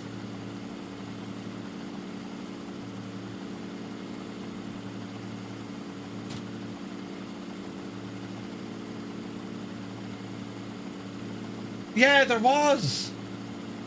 There was. Yes, that's right, friends. Today you can fly in the CH-1C, the Skyhook. Cessna's only helicopter, smoke on go, right? Currently in production, a commercial 4-seat model. It was the first 4-seat model for basic design. The French were mad about it. Introducing a new Cessna development. Hang on. Can we read? We can. Hovering easily at 15,000 feet. Able to climb from sea level to 10,000 in less than 10 minutes. And boasting the fastest speed in its field at over 120 miles an hour, Cessna's new CH-1 helicopter brings outstanding performance, new design and economy to helicopter flying. And the Cessna helicopter costs less to maintain. That's due to its simplified mechanical detail. There are 3 gears in the main transmission, 2 in the tail rotor. Also, Cessna's new unique angle blade attaching member. There's a name for the part. Our unique blade attaching member. It helps the CH-1 give it top performance with less maintenance. Functional efficiency was planned into the CH-1. The engine location is the nose of the fuselage as an example. This makes the installation and servicing easy, providing added cargo for passengers or space. The Cessna helicopter fills a need and it is an important contribution to aviation. What are you talking about? Are you out of your mind? Whatever happened to the designer? He ended up on Matlock, I suppose. Like, it just, right? Ah, brilliant. This is brilliant. I love... Oh, sure, look, that's how you sell it. Although, there'd be no pin-ups, I'd say, by this chopper. No, I'm not standing in front of that. It's easy to fly your own family car in the air. I love the old stuff. I love the old Cessna adverts. Ever see these, lads? These are brilliant. Little Jimmy in the back. Daredevilish? No. Just for youngsters? No. Here's a plane so stable, so dependable, so easy to fly that almost anyone, be he 16 or 60, can learn easily. In no time at all, flying the Cessna is as simple as driving an automobile. More relaxing and comfortable, in fact.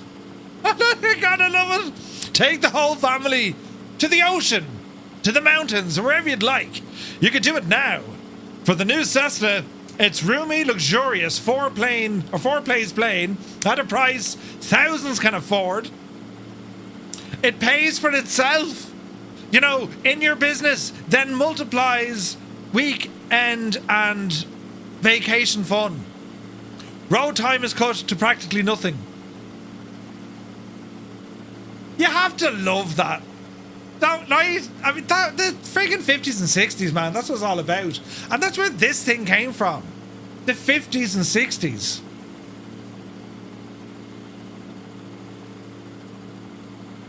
I'm not going to win you over. I mean, you're not going to say, yeah, Murph, to be fair, it's growing on me. It's not like, it's like, yeah. But I just love the fact that Cowan have brought this into the sim. Like, it's just, well done, Cowan. Well done.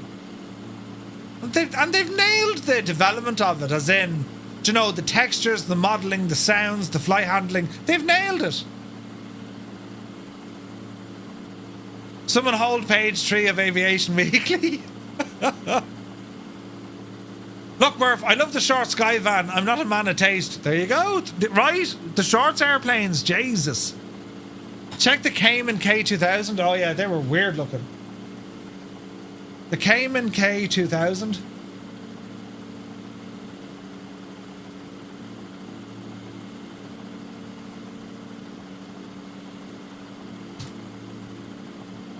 Like, this thing just didn't know what the hell it was. This was like someone took a photograph and they didn't realise that the thing got squished. Right?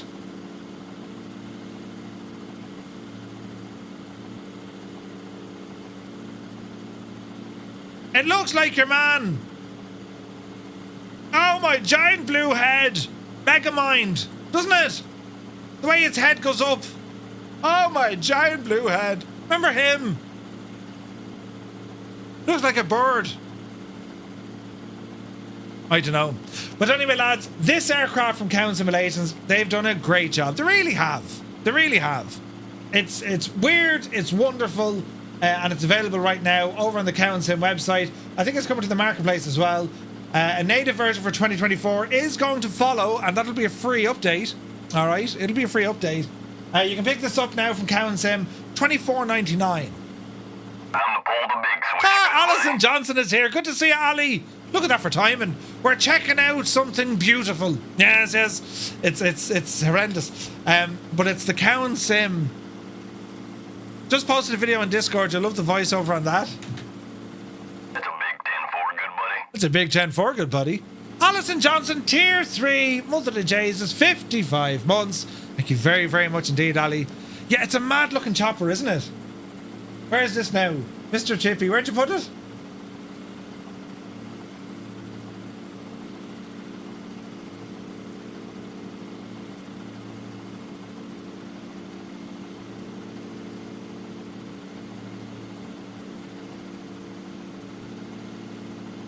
I am. Allow myself to introduce myself. Pause this gadget now for a minute. And there now. Tower from Rotodyne, take off clearance, please. Rotodyne from tower, you're clear to go. Roger, Rotodyne taking off now. Roger. What the hell is that? It has a jet engine on the front of it. Low operating costs equal to any modern fixed-wing aircraft. These are the essential requirements that the Rotodyne fulfills. The Rotodyne. All this, remember, coupled with the ability to take off and land vertically on a site little bigger than the aircraft itself. This work culminated in the Rotodyne setting up a new world speed record of 191 miles an hour in cruising conditions. This is far in excess of the top speed of conventional helicopters. Shows the Fairy Rotodyne, the first vertical takeoff airliner, making its first flight between 3 European capitals. Takeoff was from London Airport, because at present there is no suitable heliport in the centre of London. A quick ascent to cruising altitude, and then the Rotodyne translates into forward flight and heads for Brussels, cruising at 200 miles an hour. That's mad! Almost twice the speed of any other type of aircraft capable of operating between city centres. That's a mad thing. What was that German one that they released in the sim? She was capable of VTOL. A smooth vertical descent followed by a gentle touchdown in a space that need be little larger than the diameter of the rotor. And they've landed there over at the Citroën garage. 58 minutes. The Dornier, yeah. Hey, One Fly Air, good to see you. Wing aircraft on scheduled services is 3 hours 15 minutes. It's very similar to the Dornier that we saw. The fastest train, by the way, which runs only once a day, takes 2 hours 54 minutes. In the role of a flying crane, the Rotodyne accurately positioned a bridge over 100 feet long. That's an interesting machine, isn't it? It was designed by Anderson.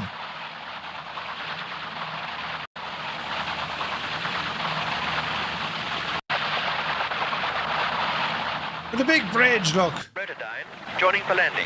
Transition completed. Roger, Rotodyne, you're clear to land. Surface wind 270, 22 knots. The Rotodyne is a bold design concept with accent on safety, reliability, and easy maintenance. The vertical takeoff capability is achieved not by radical departure, but as a logical development of existing helicopter experience.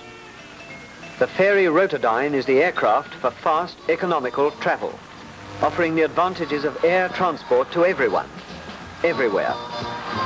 That's brilliant. Well done, Mr. Chippy. That was fantastic. I love watching that old stuff. Isn't it class, isn't it?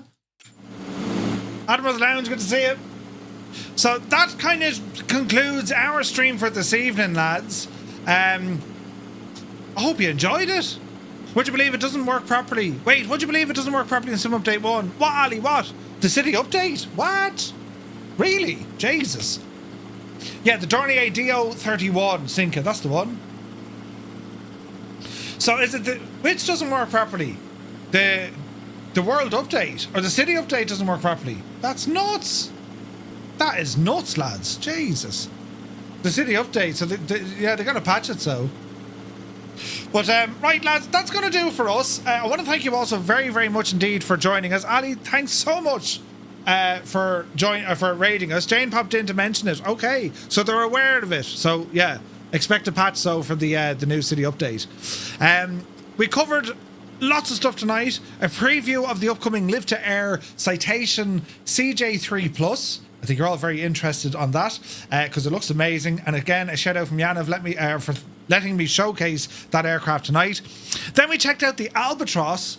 That was an interesting airplane, World War II biplane, and that was flight level 24. And then this one that I picked up over on CowanSim, I bought it yesterday, and I took it for a very brief flight last night. It's fun to fly. It's mad looking. It's aviation history like you've never seen it before. And only for CowanSim doing it, I definitely wouldn't have come across this machine. It has the looks now, do you know, if it lived atop the ugly tree, it fell off it, hitting every branch on the way down.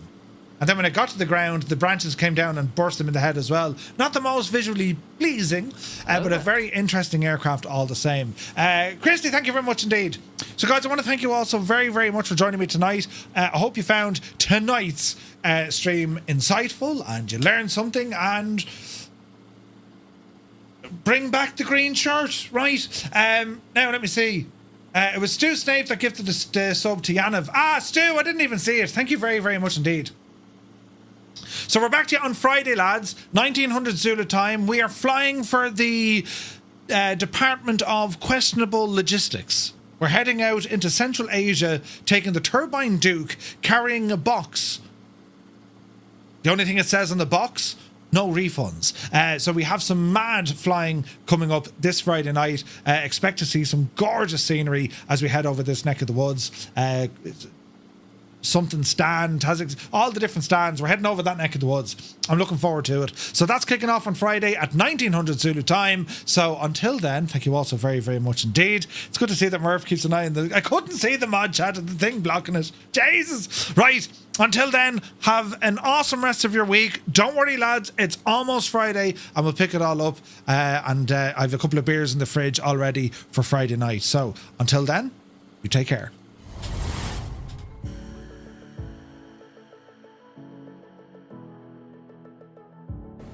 Engines are now off. I've just killed the mixture. Right? Watch this. Mags are off. Feather boat props. My engines are now completely off, right? And I'll know they're completely off because I'm going to keep an eye on the props. They will just stop, right?